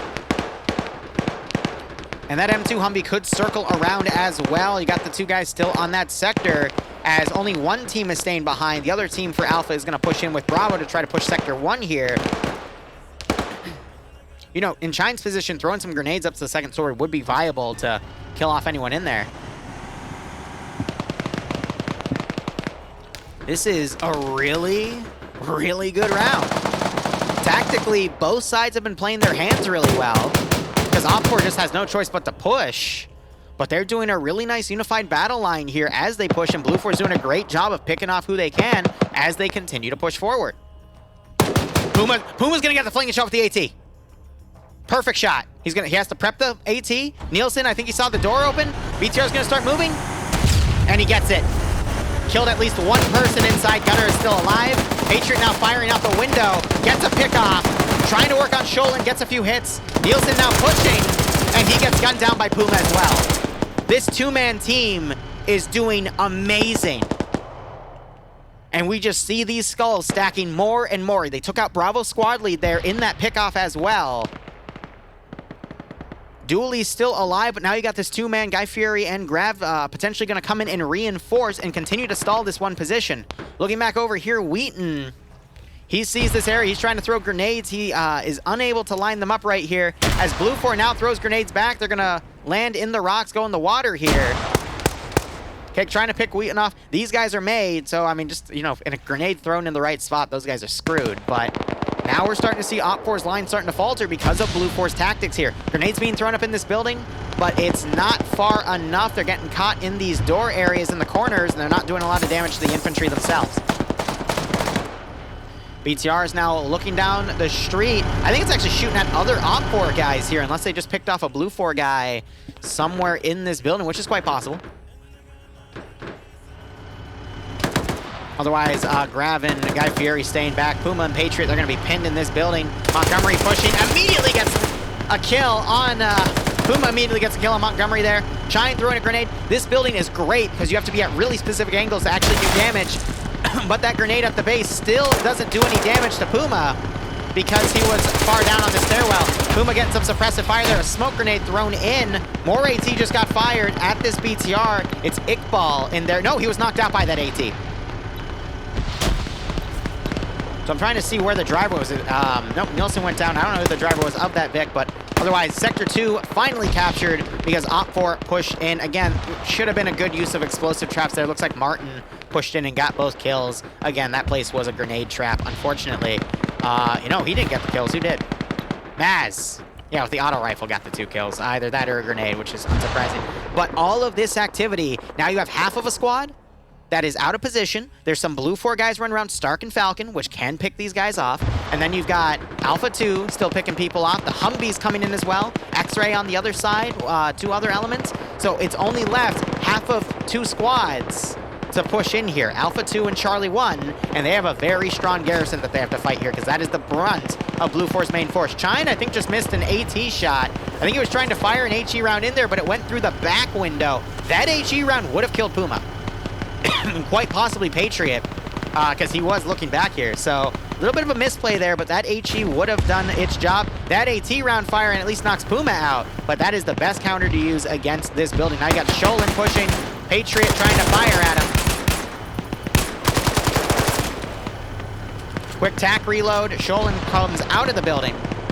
As these smoke grenades continue, Puma wakes back up, he's gonna crawl back, probably bench, and now you got that M2 pushing in. Trying to engage Sholin there, but the gunner gets picked off. Great blind fire by Sholin there in a panic. I don't think he's realized he's gotten that kill, though, because he was just suppressing through smoke. Iqbal woke back up. He is now getting out of that BTR, and it looks like Falcon got knocked out by Maz. They got a few kills here, though, and Stark is picking off who he can. Stark on 5 kills with that AS Val that he picked up from X-Ray. Falcon wakes back up. He is on 1 kill, but the grenade! I don't know who threw that. That might have been Poe. So a friendly knockout and an enemy knockout there that turned into KIAs, but how unfortunate. And then you got this group, which is just going to constantly be harassed by these remaining guys. So this is the main fight now, and the numbers look pretty even. So I think Blue 4 has done a great job of just slowly whittling down the entirety of Op 4. We actually see some Blue 4 guys pushing up to potentially counterattack the buildings Op 4 is in. Now, if any of these guys are explosive specialists, which they're not in this case, but if they were, they could literally throw a satchel in this building and kill everyone inside. I got the BTR suppressing this building here. If they use 14.5, they will be able to penetrate through this window area and hit here, but at the keyhole, Puma is on. Oh, he just got headshotted.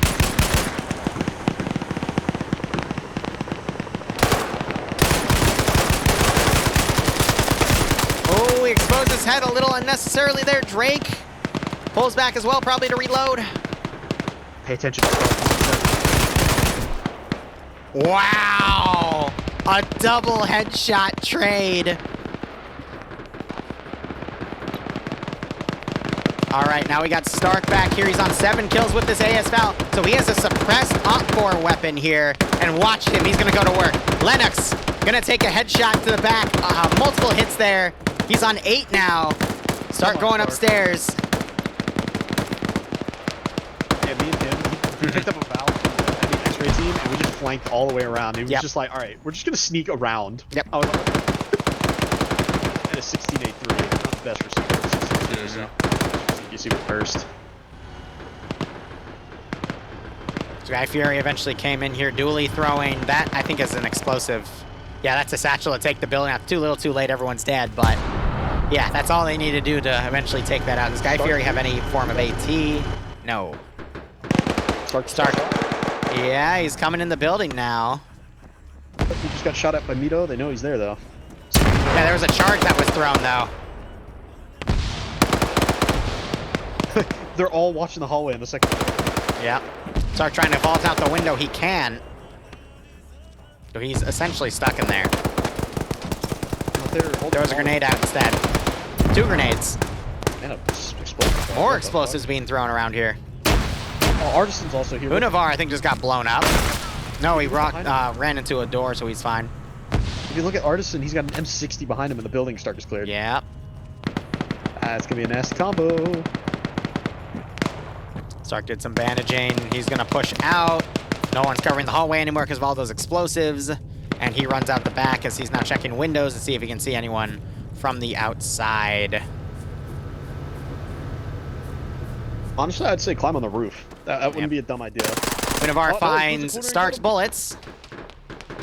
Guy Fury trying to engage Iqbal, gets multiple hits on him, and there's the finishing headshot.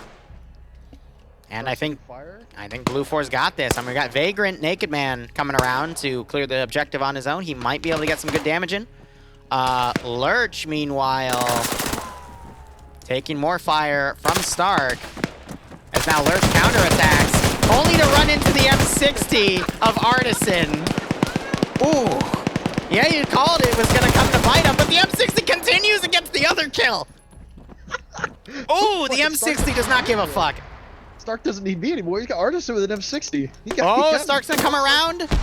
Tries to get a shot on Seven. Just ducks back in. Seven takes a little bit of shrapnel there as he now crouches and maneuvers around. Come on, Stark. He runs downstairs. Stark might follow those footsteps outside as Seven is now out there. Caught by the 50 cal. What? Meanwhile, Vagrant on the rear. He gets taken out by Funny Man in a 1v1. And I think this is over. There's only 3 Op 4 guys remaining. You got Banks trying to engage Stark. Stark firing back. Throws a grenade. Banks now coming outside. Stark is going to catch him as Banks tries to pull back. Ooh, he cripples Banks. Stark doing a quick reload as Banks looks around. Ooh, Banks is being cautious. Throws a smoke grenade. Runs inside. He's going to now flank. Nope, he exits out the back as Banks pulls away. Oh, yeah. No, ADS Stark, please. Don't hit fire. 9 kills. Stark does a quick reload, pulls back. He's dancing with Banks here. We still have Cosmonaut and Dooley also still alive. He has 8 grenades as well. Oh, he's going to try and... he's going to kill himself with that grenade if he's not careful. He will. And he's throwing grenades around. You might hear Banks' footsteps. Nope, the one. Oh, Banks. Banks got him. Banks got him. Oh, but Stark noticed. Banks didn't have ammo in his gun. That is why you need a mag. Stark taking M2 fire because they can't tell where the movement is, and that is 10 kills for Stark. All because Banks forgot he didn't have ammo in his gun. It happens. It genuinely happens. The gun goes click instead of click bang. instead of bang. Cosmonaut has his AT out. I don't know what he's looking for, but yeah, no, I mean, great harassment early on by Blue 4, and Op 4, when they finally hit some solid resistance, they just fell through. Dooley sprinting in with a PKP. I'm really curious to see what he does with that gun. Dooley. I didn't see Dooley. Oh, there's Dooley. Cosmonaut's just camping with a noob tube launcher.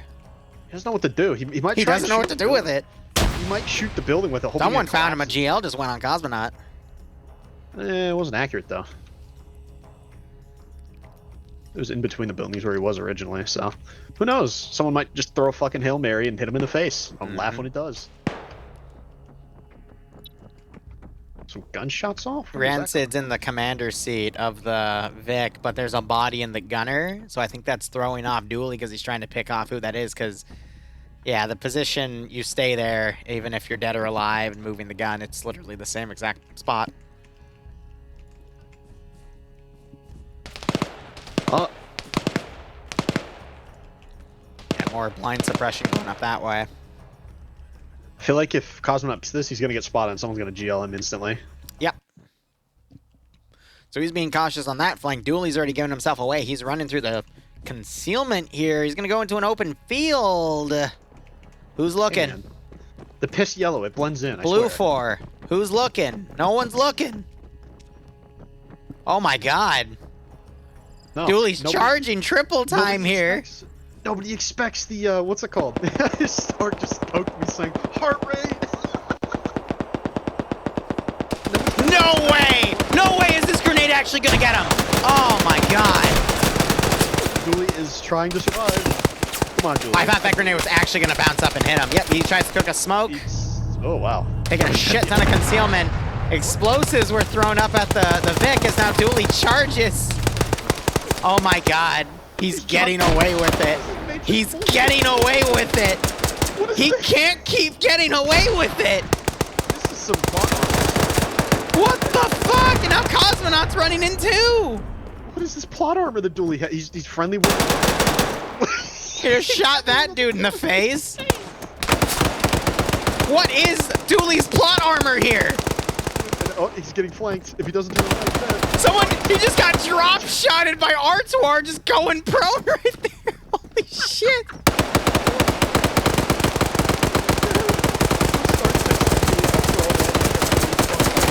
Oh my god. Look at the disrespect. Two of them are fucking mag dumping him with M60s. He's slumped. He's had a bad day. Oh my god. He's not having a great day right now. He's in a bra moment. Aw, Stark's getting off for this. I forgot. No more fun. Go play with Dante. Well, he hasn't got on yet. Cack.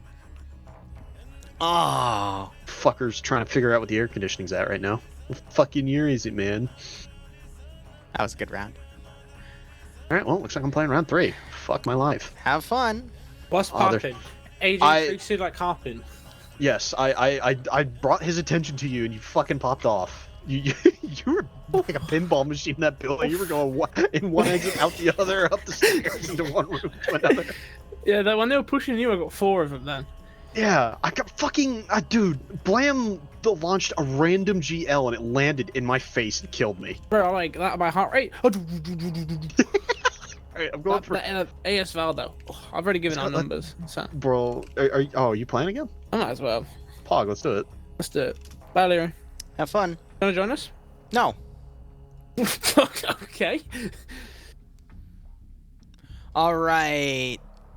Prisoner Gold Rush. Interesting. All right, so this is going to be green 4, rush attacking 3, blue 4 objectives. All right, give me 1 second.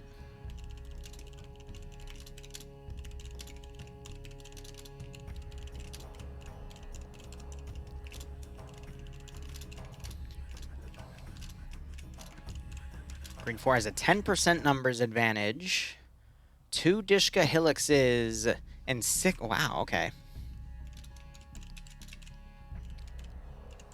And 6 PKM Luxes, while Blue 4 has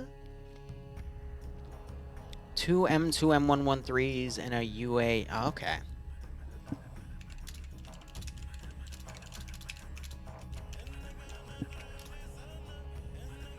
Again, after this, we will be doing some DayZ, because why not? I have a multi for you now, because Coleman Eric is coming on, and he just gave me his. Let me poke him with the thank you. So you guys will have an on-the-ground POV for the third and final round of the night. And I think the thingamajig got paid out for the prediction. So we should be good to go on that front. Otherwise, hope you are all enjoying it. I know for some people that final round, that second round, excuse me, probably was a little boring, but tactically, I mean, that was breathtaking to watch. Genius, you know? So I gotta commend the commanders of both sides, because Op4, there's nothing they really could have done except continue to push, and they were unified until they started running into those smaller cells of units that just slowed them down entirely. And there just wasn't much they could do at that point, you know? Blue 4, the defenders, they played that masterfully. Despite Op4 having a 12% number advantage, they played to the terrain, and they made it work, and everything had a contributing part. Good round, even though you've been on the losing team. I mean, again, Op4 had a lot going in. It's just... sometimes you play all of your cards right and you will still lose, because there's no way Op4 Command could have countered that.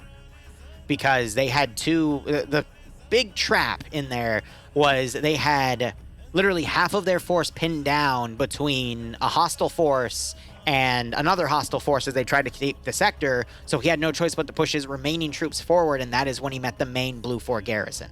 So he was just screwed.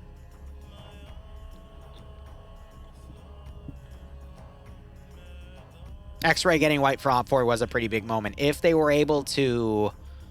really, it was on Blue 4 Command for retasking Blue 4 X-Ray from one side of the AO to another to help with the defense of the hospital after they noticed they took out the helicopter. So that was a great play, because then that enabled more Blue 4 guys to get suppressed Op4 weaponry, and that's how Stark was able to get 10 kills there, by basically just audio confusing Op4 enough to get that heavy multi-kill to go into double digits and just clean house. He alone nullified Op4's number advantage. I'm going to be honest, I've seen Stark outperforming Falcon in the past 2 rounds. So I'd say go for Stark right now. Falcon, again, very good player. Same with Bay, really good players. But Stark has been taking the spotlight tonight. And they're both playing round 3, so we'll see how they do. I'm excited.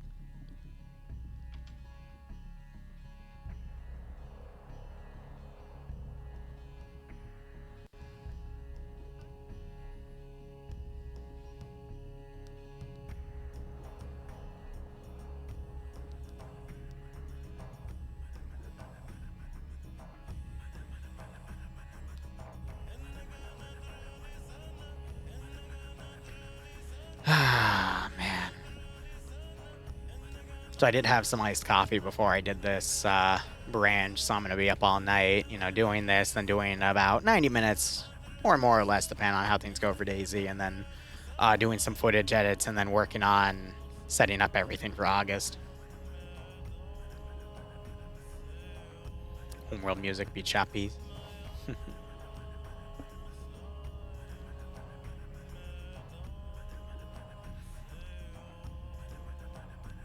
I don't know, I'm just working out a date and time to also stream the other games I want to do. But this will at least give me the opportunity to start setting all that up, so... whew, we'll see how all that goes. But, nonetheless, guys, thank you so much for joining me tonight. Especially on such short notice, because I screwed up my scheduling today and originally canceled my FNF streams, but found out I was just an idiot in my scheduling, so I had to roll it back. So... hope you keep enjoying everything. Again, tomorrow we're going to have Star Wars at 3 o'clock, Starship Troopers Zeusing at 6. Sunday we're going to have Also, Saturday, there might be a Starship Trooper on the ground thing with the power armor stuff at noon. I have to look into that again, but then again, I don't think I'm going to be able to show up to that because I got pulled into something IRL, so I need to verify if that's Saturday or Sunday. But if it's Sunday, I can't do it either because we have a Zeus thing at 1 o'clock for the horror stuff, the Optray horror thing, and then 3 p.m. I'm hoping to play with the SOG guys because that Optray op should not take those 2 hours, so we'll see how things go.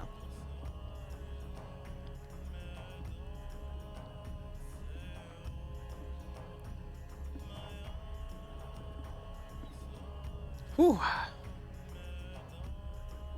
You've watched me for 6 years, but this is your 5th stream live. Ozzy, I thought I've seen you around for more. Maybe it's just because locally you've been chatting more. But yeah, 6 years. We started this in late 2016. But it wasn't until 2017 since that fucking Donald Trump's wall op. That's when I gained traction. Now it's just kind of a little bit of a slow grind. But now that I've gone back to what I'm doing, my sub growth is actually decently moving, so we're just gonna stick with that shit, I guess. Who knows? I mean, right now the 2 videos that are doing really well in the background is the little horror Zeus op that we did, and by all means, player base loved it, viewer base seems to love it, so I'll keep it going. And then the pay for pain's also getting some decent viewership, so I do want to do another pay for pain at the end of the month or first week of the month. Checkpoint RP I need to also prioritize, and the next MCO I want to get that scheduled by this weekend, so just a lot of work. Oh man, this is literally like a 60-hour-a-week job, and that's me just maintaining my minimums. It bumps up to 80 hours when I actually make progress on backlogs. Whew. What the fuck is sleep? All right, final round of the night, let's go. Briefing is going to be local rebels staging daring smash and grabs on NATO checkpoints outside of a major airfield. Mission rules: Blue 4 is required to send 1 squad, either Bravo, Charlie, or Delta, to a safe zone 2 during safe start. Blue 4 may only send that squad. Blue 4 at safe zone 2 are not required to stay once safe start ends. Blue 4 hotel cannot take off until after safe start ends. Iron sights only. So I wonder if that means marksmen are also scuffed on that. This is going to be a rush game mode with terminals. So the terminals have to be taken in a specific order. There's 3 terminals, and the hack time is 1.5 minutes each.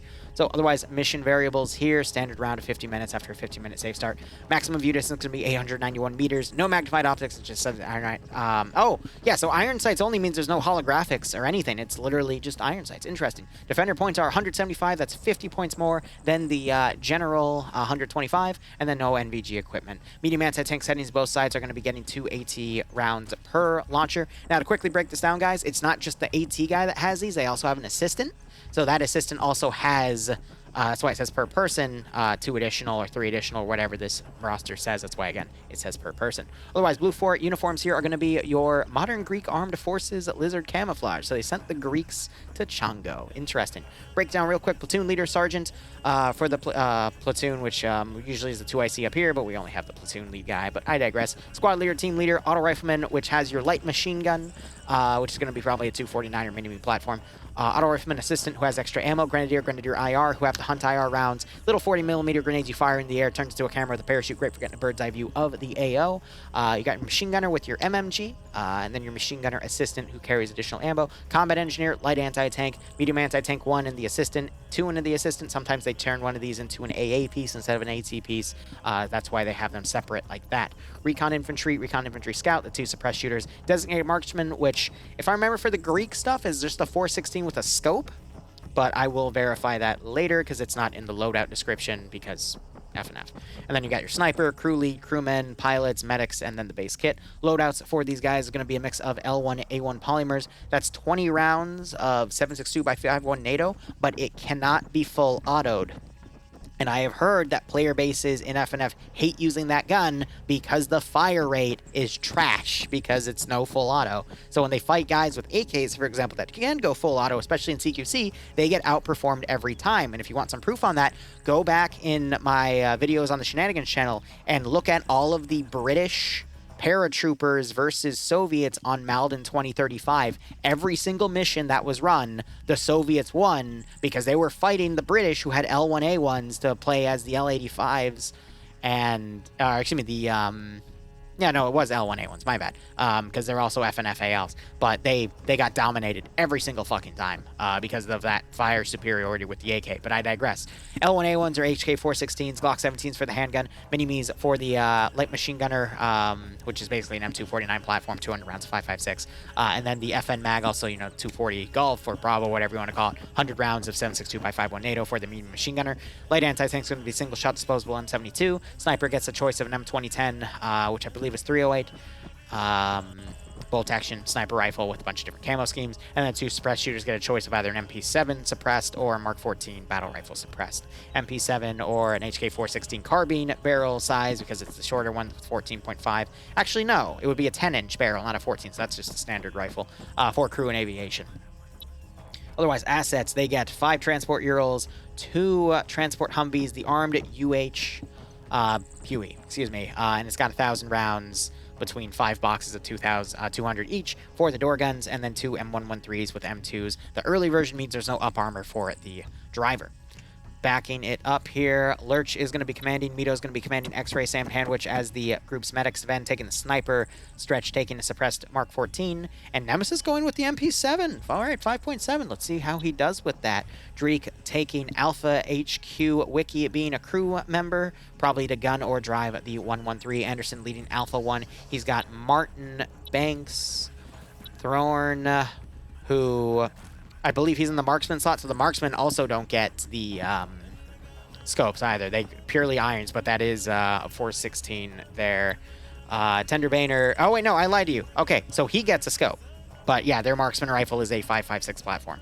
Maz and Fred, Cosmonaut leading Cool Breeze, Harris, Warwick, Coleman Eric, who is on the multi, by the way. So if you do exclamation point multi, you'll get a window with my stream and his stream together, and you can control the audios at your leisure. But I always insist you guys watch on the ground because I find it cool personally, but that's just my opinion. And Loki as their medic. Otherwise, Good Time Saddam leading Charlie with Artisan and Schnuffles, who are currently climbing under this Vic. This is scaring me. Okay, no, they're not explosive specialists. All right, sometimes you see suicide traps where they put explosives under a Vic and then try to, like, derelict it and make the enemies take it, and then they just detonate it and kill a bunch of people. It's been a hot second since we've seen that in FNF, but it's really, really cool to see. Otherwise, we got Hunniver leading Potato, Wise, Puma, Waldo, and Ilbenek, and then Resent My Love and Night Owl being the pilot combo for the UH-1H Huey. Otherwise, looking over at Green 4. Green 4 are, let me get my reading glasses on here, the Modern African Militia Desert Camouflage Kits. Going to scroll all the way down. I believe it's going to be an SVD as their marksman rifle. Yep. And they do get a scope for it. But otherwise, AKMs and AKS 74, so a mix of 7.62 by 39 and 5.45. RPK is the light machine gun. PKP is the medium machine gun. RPG 26 single shot disposable AT launcher. Pretty much a mirror to the US's M72. For the light anti-tank weapon, T5000, 338 sniper rifle for recon, and then a choice of either an AKS with 45-round plum mags or an ASVAL with 20 rounds 9x39 mags.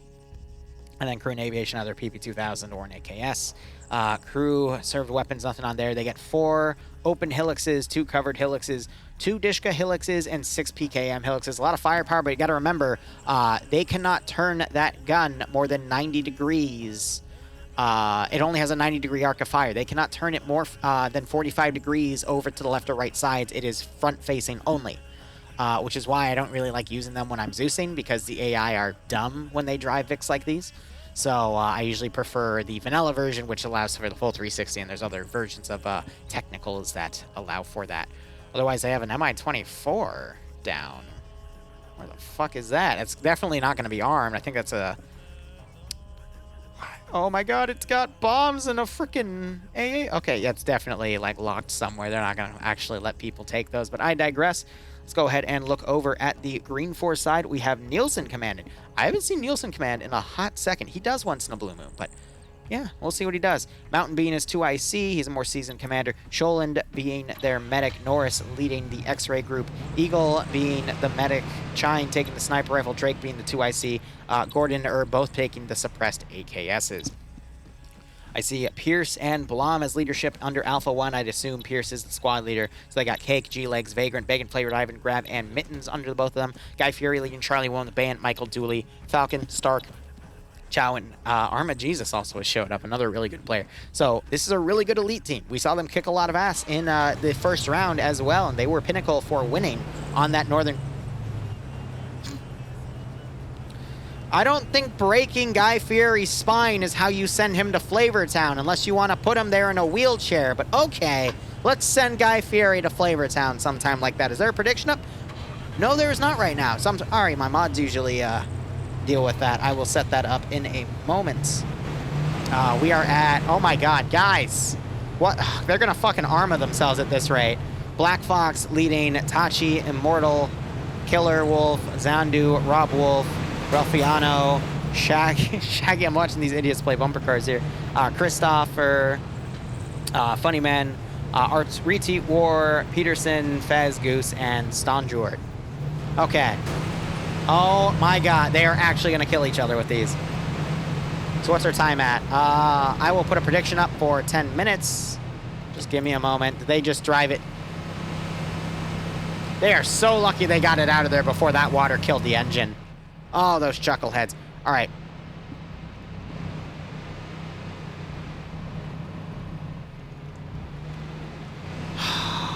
They're really, really testing this, are they?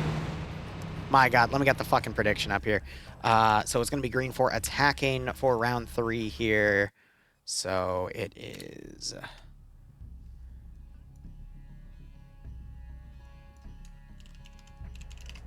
I can just switch it to that. We'll set it...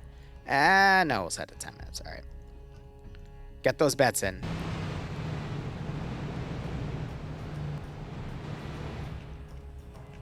Falcon has spoke to me saying he wants to suggest nerfing frags. No.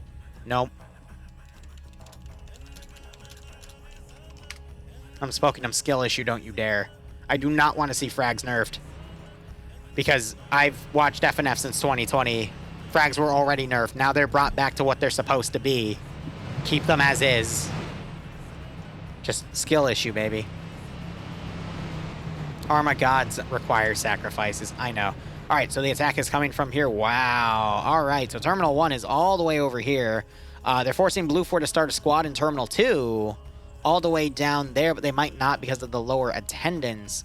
But these terminals basically have to be taken in order. So 1, then 2, then 3. 113s are being driven up as well, but then again, they might contain... Yeah, so they contain a squad within them that they're going to set up at Terminal 2, but then immediately move them up with 113s and probably just try to hold Terminal 1 here. But a lot of good fortifications around this town. Some custom buildings placed as well. Oh my god, you're missing the funniest game of bumper cars. Bro, I am trying to do my job here. Please. Oof. Look, trust me, I know. I've been watching you guys hit each other, all right? Please. For the love of God, I have a job to do. But anyway. 2 and 3 are down here again with some custom built up areas. But fine. Let's see if they armor themselves. I kind of hope they do. It would be really funny. Oh, Falcon doing his enhanced movement glitching. But we'll see what they do. So far, the attackers won the first round. Defenders won the second round. So it's anyone's game. They're really testing Arma physics today, aren't they? I swear, one of them's going to blow up. Jesus Christ.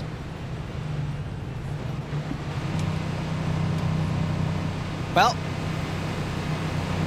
I don't know what you expected.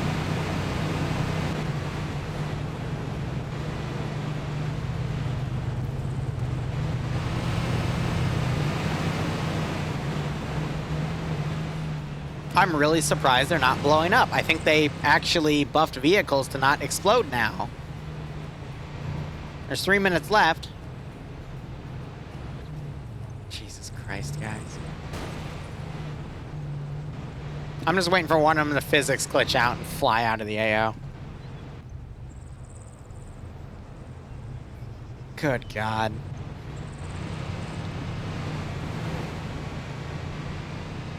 Rubber helmets for the lot of them, yeah. They just ran Michael over. Jesus Christ. They ran him over again.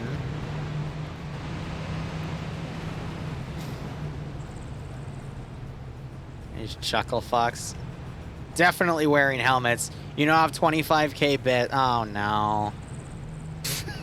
There goes Michael.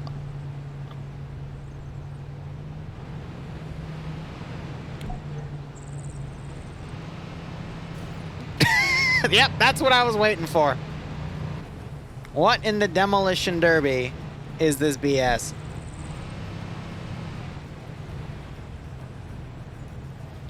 This is how the player base keep themselves entertained as they wait for the end of the fucking timer to go down.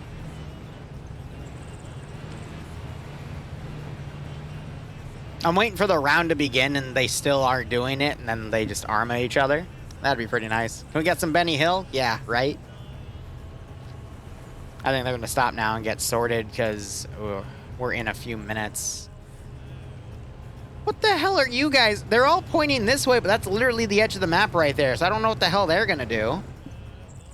Probably something stupid. What else is new? I don't know why you don't need to do a massive outflank here. You can literally just go down the road and then drive off the road and then just encircle the first AO. So I don't know what the frick they're going to freaking do here, but we'll see. Exile to Detroit. Oh, man.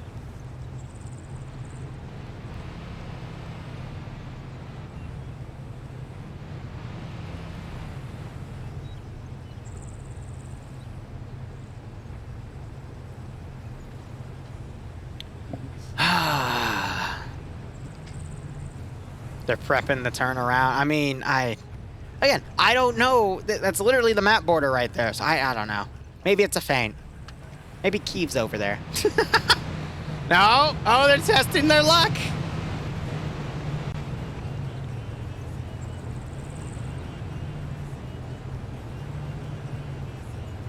Exile to Dream's basement. I don't think he even has a basement. He's in Britain. Our basement, I've heard basements aren't actually a thing in a lot of countries. All right, there's the round start. No bumper cars. What are you doing? Like, are you actually going to go in that direction?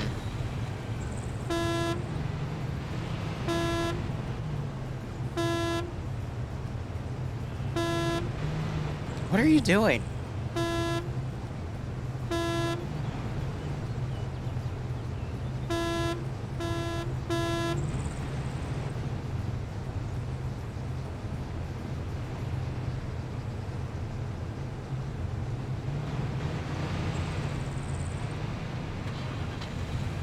So a lot of them have already moved out here. Now they're turning around. Yeah, I don't know. I don't know, because everyone else is already deploying. Oh, we almost saw bumper cars there. That would have been a fun Arma moment. Now they're moving in on foot. The models glitch, all damage gets applied, and everyone just goes flying. Yeah. That's the goal, right?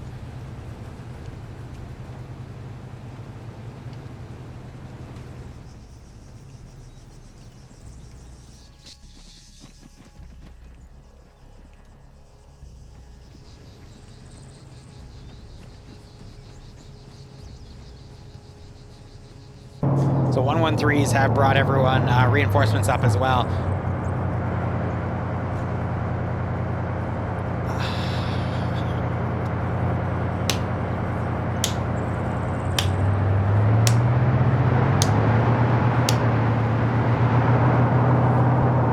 Mizuki really needed a Scar because he realized his 5.56 wasn't enough. He wanted to go for a Scar. Oh, these are Scar L's. Never mind. He just really wanted to get ahead in life. Yeah, let's go with that. God damn it. This has been a certified Arma moment. Speaking of Arma, Thorn and Mass opening up early on here. Firing on some green 4 guys. They've popped the smoke. Start firing back. Oh, God. Oh, this should be good. It's Mountain on his own.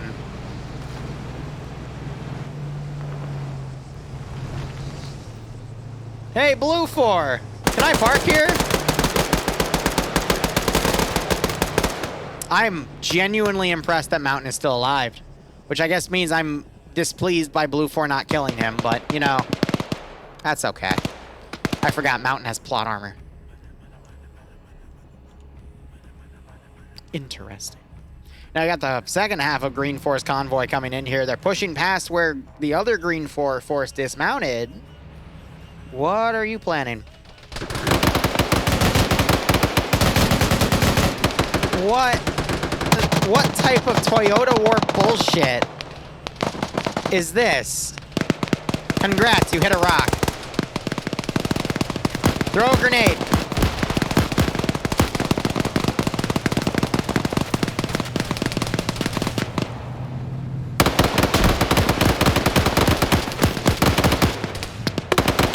Blam, I swear to God, you fucking...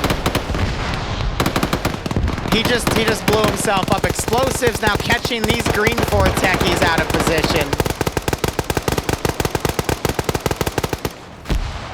Pierce getting some good grenade throws here. He thinks about it. He knows what to do with those. We got other Vics. Oh my God. I think this was the plan. The plan was, be dumb. I still can't believe Blam just blew himself up with that grenade, but hey, you know, whatever goes up must come down, right? So got some suppressing fire coming out here. Is this Mountain? No, this is 3 other dudes coming in. I don't think Green 4 realized they couldn't, like, turn around with those techies. Again, they're only limited to 90 degrees of turn on the front, so... Pierce is playing dead, probably bandaging. Blue 4's throwing some grenades back here. The main fight is going on back here, which quite a few... Wow, Guy Fieri and Stark are down.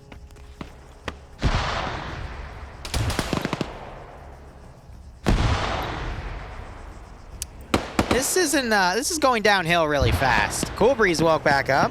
Pierce is still playing dead. He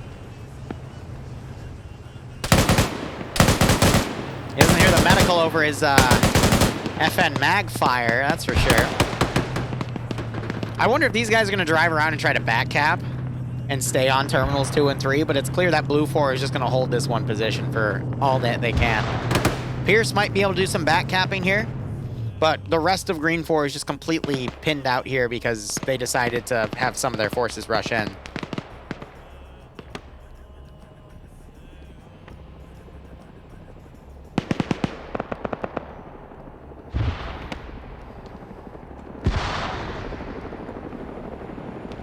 Oh yeah, we have the Huey. I completely forgot. Yeah, the... Blue 4 has a Huey. So they're not taking fire from the 113 spotted them. They're just blind firing up there. Did they dismount a dude? No, they still have the +2 over there. This is certainly a round. Looks like Coolbreeze got taken out by Pierce. Staying alive back there at this point.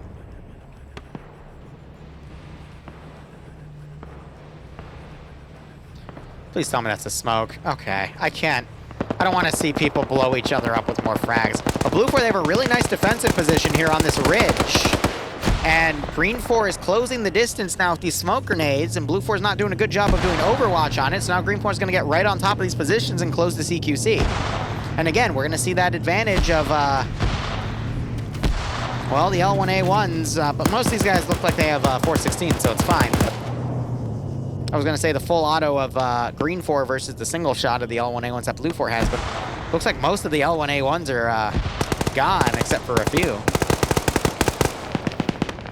So now you have Band and Dooley pushing up with where Pierce is, giving his position away, but Pierce wasn't going to move up on his own. But yeah, Blue 4 is now folding into internal defensive positions at this point. What is this truck doing? And why is it pulling up to Blue 4 dudes?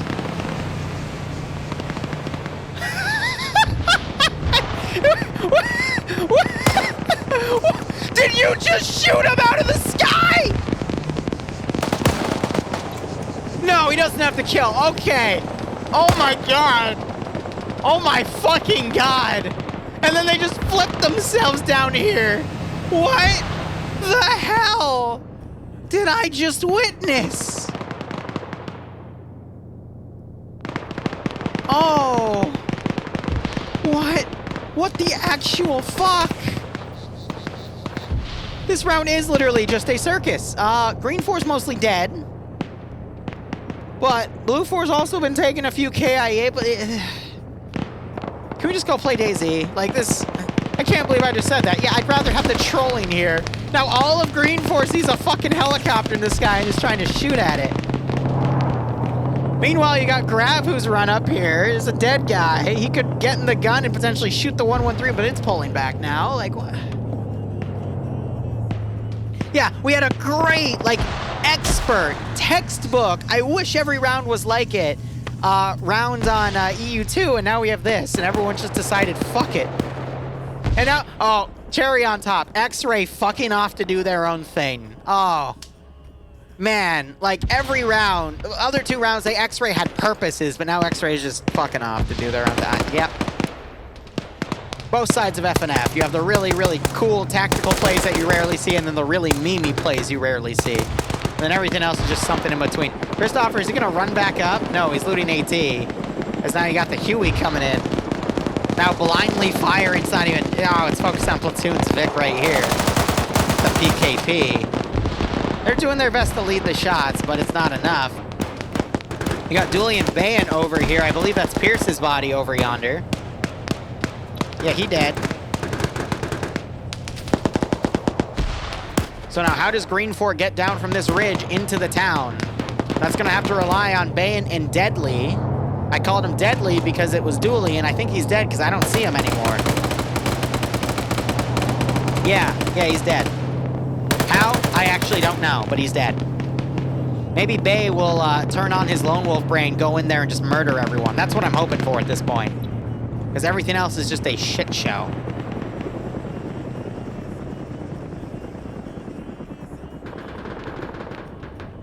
Green 4's Alpha was given clearance to go crazy with the techies, so you did. Yeah. Yeah, you did. Yeah. See, the thing is, if X-Ray was supporting the Green 4 push here, they'd actually... I would see an opportunity here for them to get everything through, but now I got the 113 also. Oh no, it's blue on blue. They just shot Mito to death. Sam's kind of looking over here, wondering what the hell they're doing.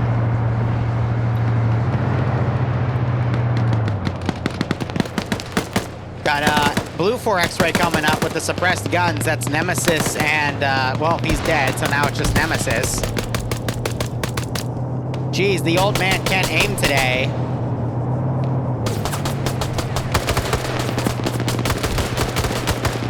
What the fuck is this?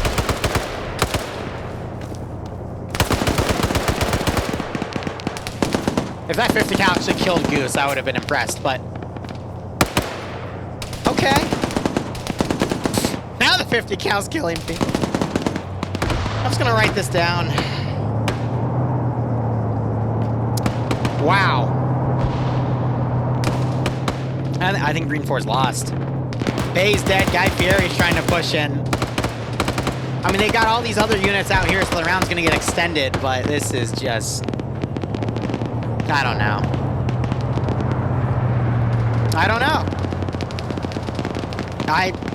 I'm at a loss for words here. Green 4 just have been attacking from multiple different angles, and it's been... They've been cucking themselves. That's how I'm gonna word it here. Oh, I just heard an explosive get thrown. Who threw the satchel? Thankfully you didn't kill any of your friends here, but... Yeah, Maz, I think, thought he heard something and threw a satchel, and, man. What are you... I guess he's clearing out these structures so Green 4 can't take them? He just blew himself up. He just blew himself up with his own satchel. Icing on the cake is if Guy Fieri comes up and double taps. He might not wake up, too, because that is a satchel throw. So...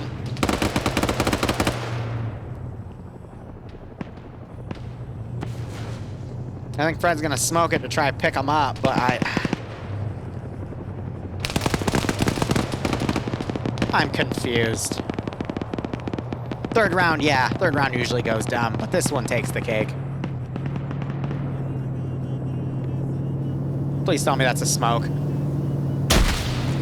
Oh, thank God Maz was clipping in the texture, because if I would have laughed if Anderson just threw a grenade and it killed Maz and Fred, and I was going to go, okay, that's it. GG. Grab's now coming in with a 1-1-3. Icing on the cake would be Green 4 hitting it and killing them, killing Grav.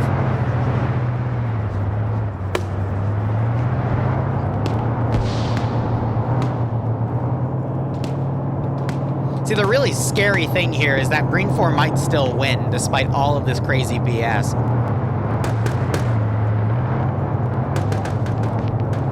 Oh, good time Saddam has spotted Wiki.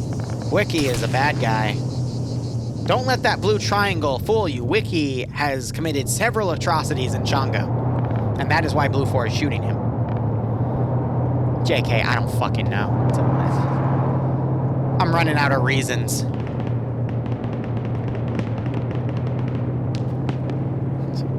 Bacon just poked me saying I did better this time.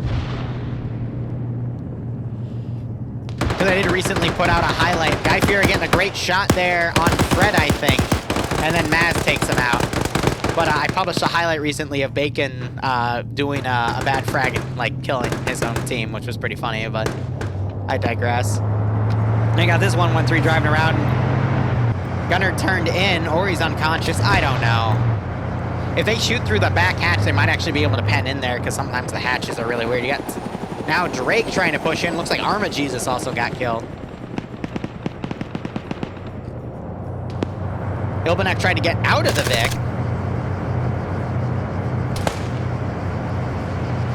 Climb on top of it and shoot him, please. Make him pay for... No. Thank you. I was about to say, if he gets up and just kills everyone. So who's their sniper? Because that was a sniper round. Chine just saved their asses. Ah.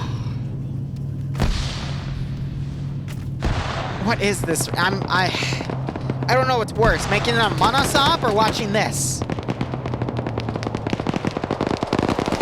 Oh my God, X-Ray has stolen a Green 4 techie and is now firing at Green 4 with it. Mortal Wolf's put his gun on his back. He has given up. Okay. Nielsen now pushing on his own. Stark has also run up. There's an explosive in there. Loki might die. Loki is dead. When you hear beep beep, you know you gotta run.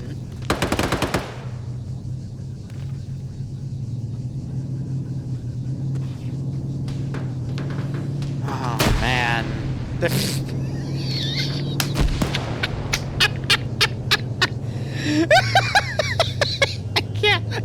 I can't. I'm done. I'm so done. Did he frag himself into an enemy throw? Cosmonaut just blew that dude's head off. They just want to give me highlights today. Yeah, let's go with that. I really hope you caught that. Oh, I died. Did you blow yourself up with that grenade just now? I blew it up, and then it just blew up. Okay. Blew up. But Okay. Instantly died. It didn't go down. Yeah, get wrecked. That's so bad. I don't want Green 4 to win this. I've seen too much BS. They still might win it, though, and that's the scary part. It's been a funny round. Funny. Funny. A few people sitting at next to each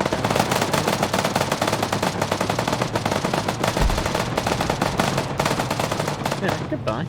Bye, Stark. See you next week. Alright, Nielsen's clearing this building.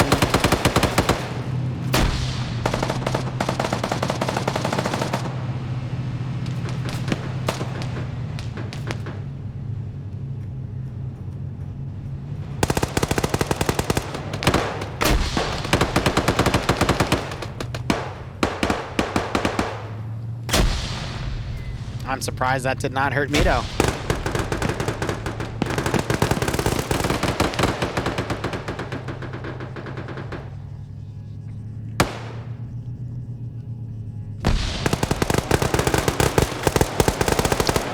just got torn to shit.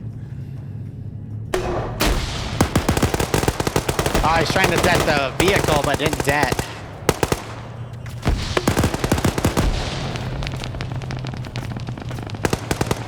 This has only been 20 minutes. Oh, look at that delayed cook-off there. There we go. It's only been 18 minutes in this round, and it's going to be over in another 5 at this rate.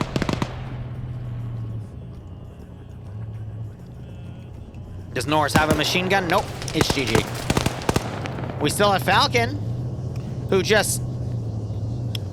What was your plan?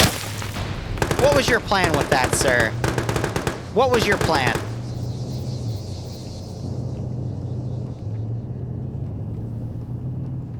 Ilbenik, no. I did see it. You got out, got gunned down by 2 people, woke up, and then their sniper shot you with a 1-tap. And you would have turned around and killed them too, but I think you were partially AFK because you didn't immediately react. It was dumb. Everything's dumb about this round. Oh, before? No, I only caught your death. I'm sorry, bro. I'm waiting for Falcon's head to get taken off at this rate. He's gliding around. You got Norris back here. But I say again, he doesn't have the machine gun. But he has an open window. Grenade?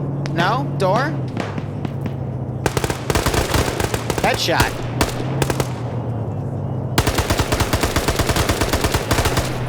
Wow. That happened.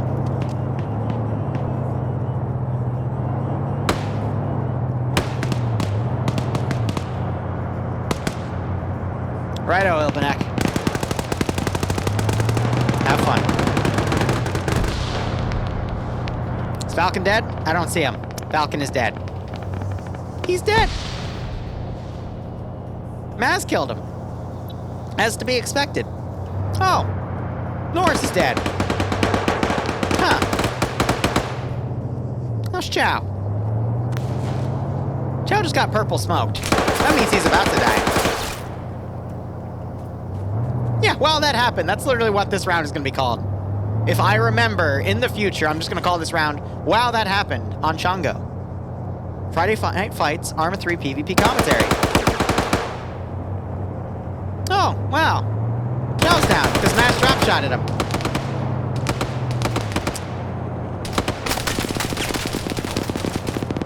And now the Huey is firing at Maz for some silly reason. And now there's a marksman firing at the Huey.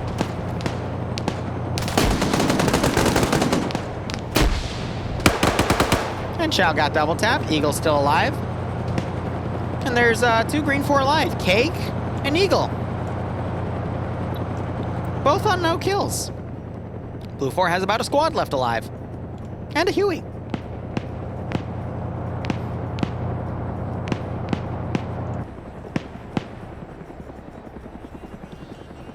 Oh, baby. Do you believe in cake? Well, he's either going to take the cake or the cake is going to be a lie. So, let's see it. Johnny, I swear they're not all this chaotic. This was just... I think I wrote more highlights down in this round than the other 2 combined. So that just goes to show that this was chaos. Oh, Cake just got hit? No, he just teabagged Falcon's body. Never mind. Granada!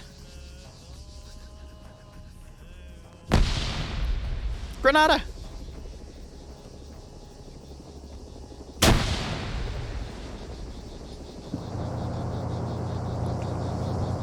Oh, Falcon bitching about FNF in an FNF stream. We can check that off.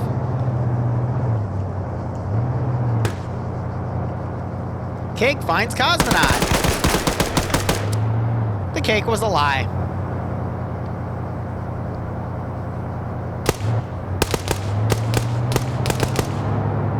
Are you trying to double tap?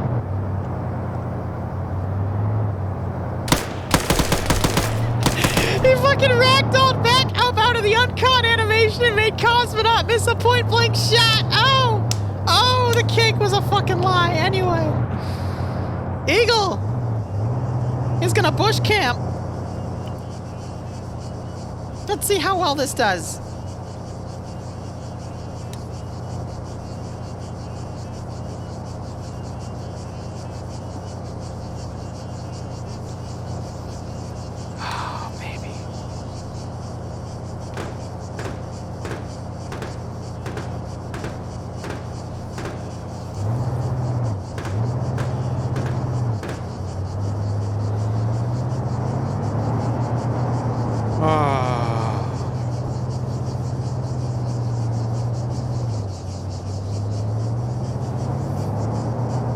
I'm waiting.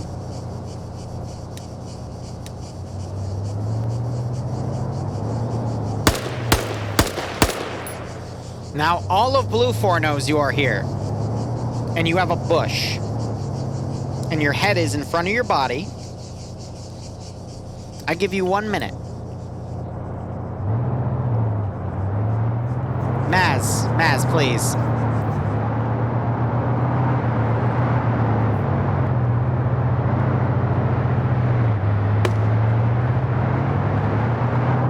"45 seconds.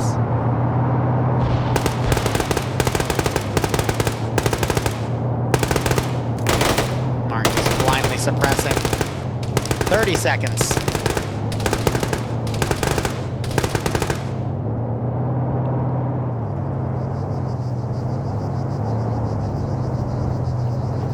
"15 seconds.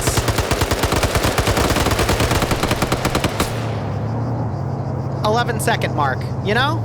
Yeah, like I said, I give him a minute.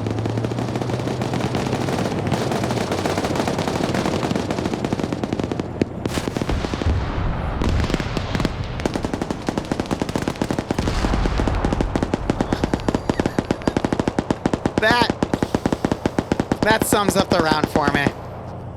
That just sums up the damn round. All right, let's go play some DayZ. I need to be trolled just to feel something at this point. Give me a fucking minute.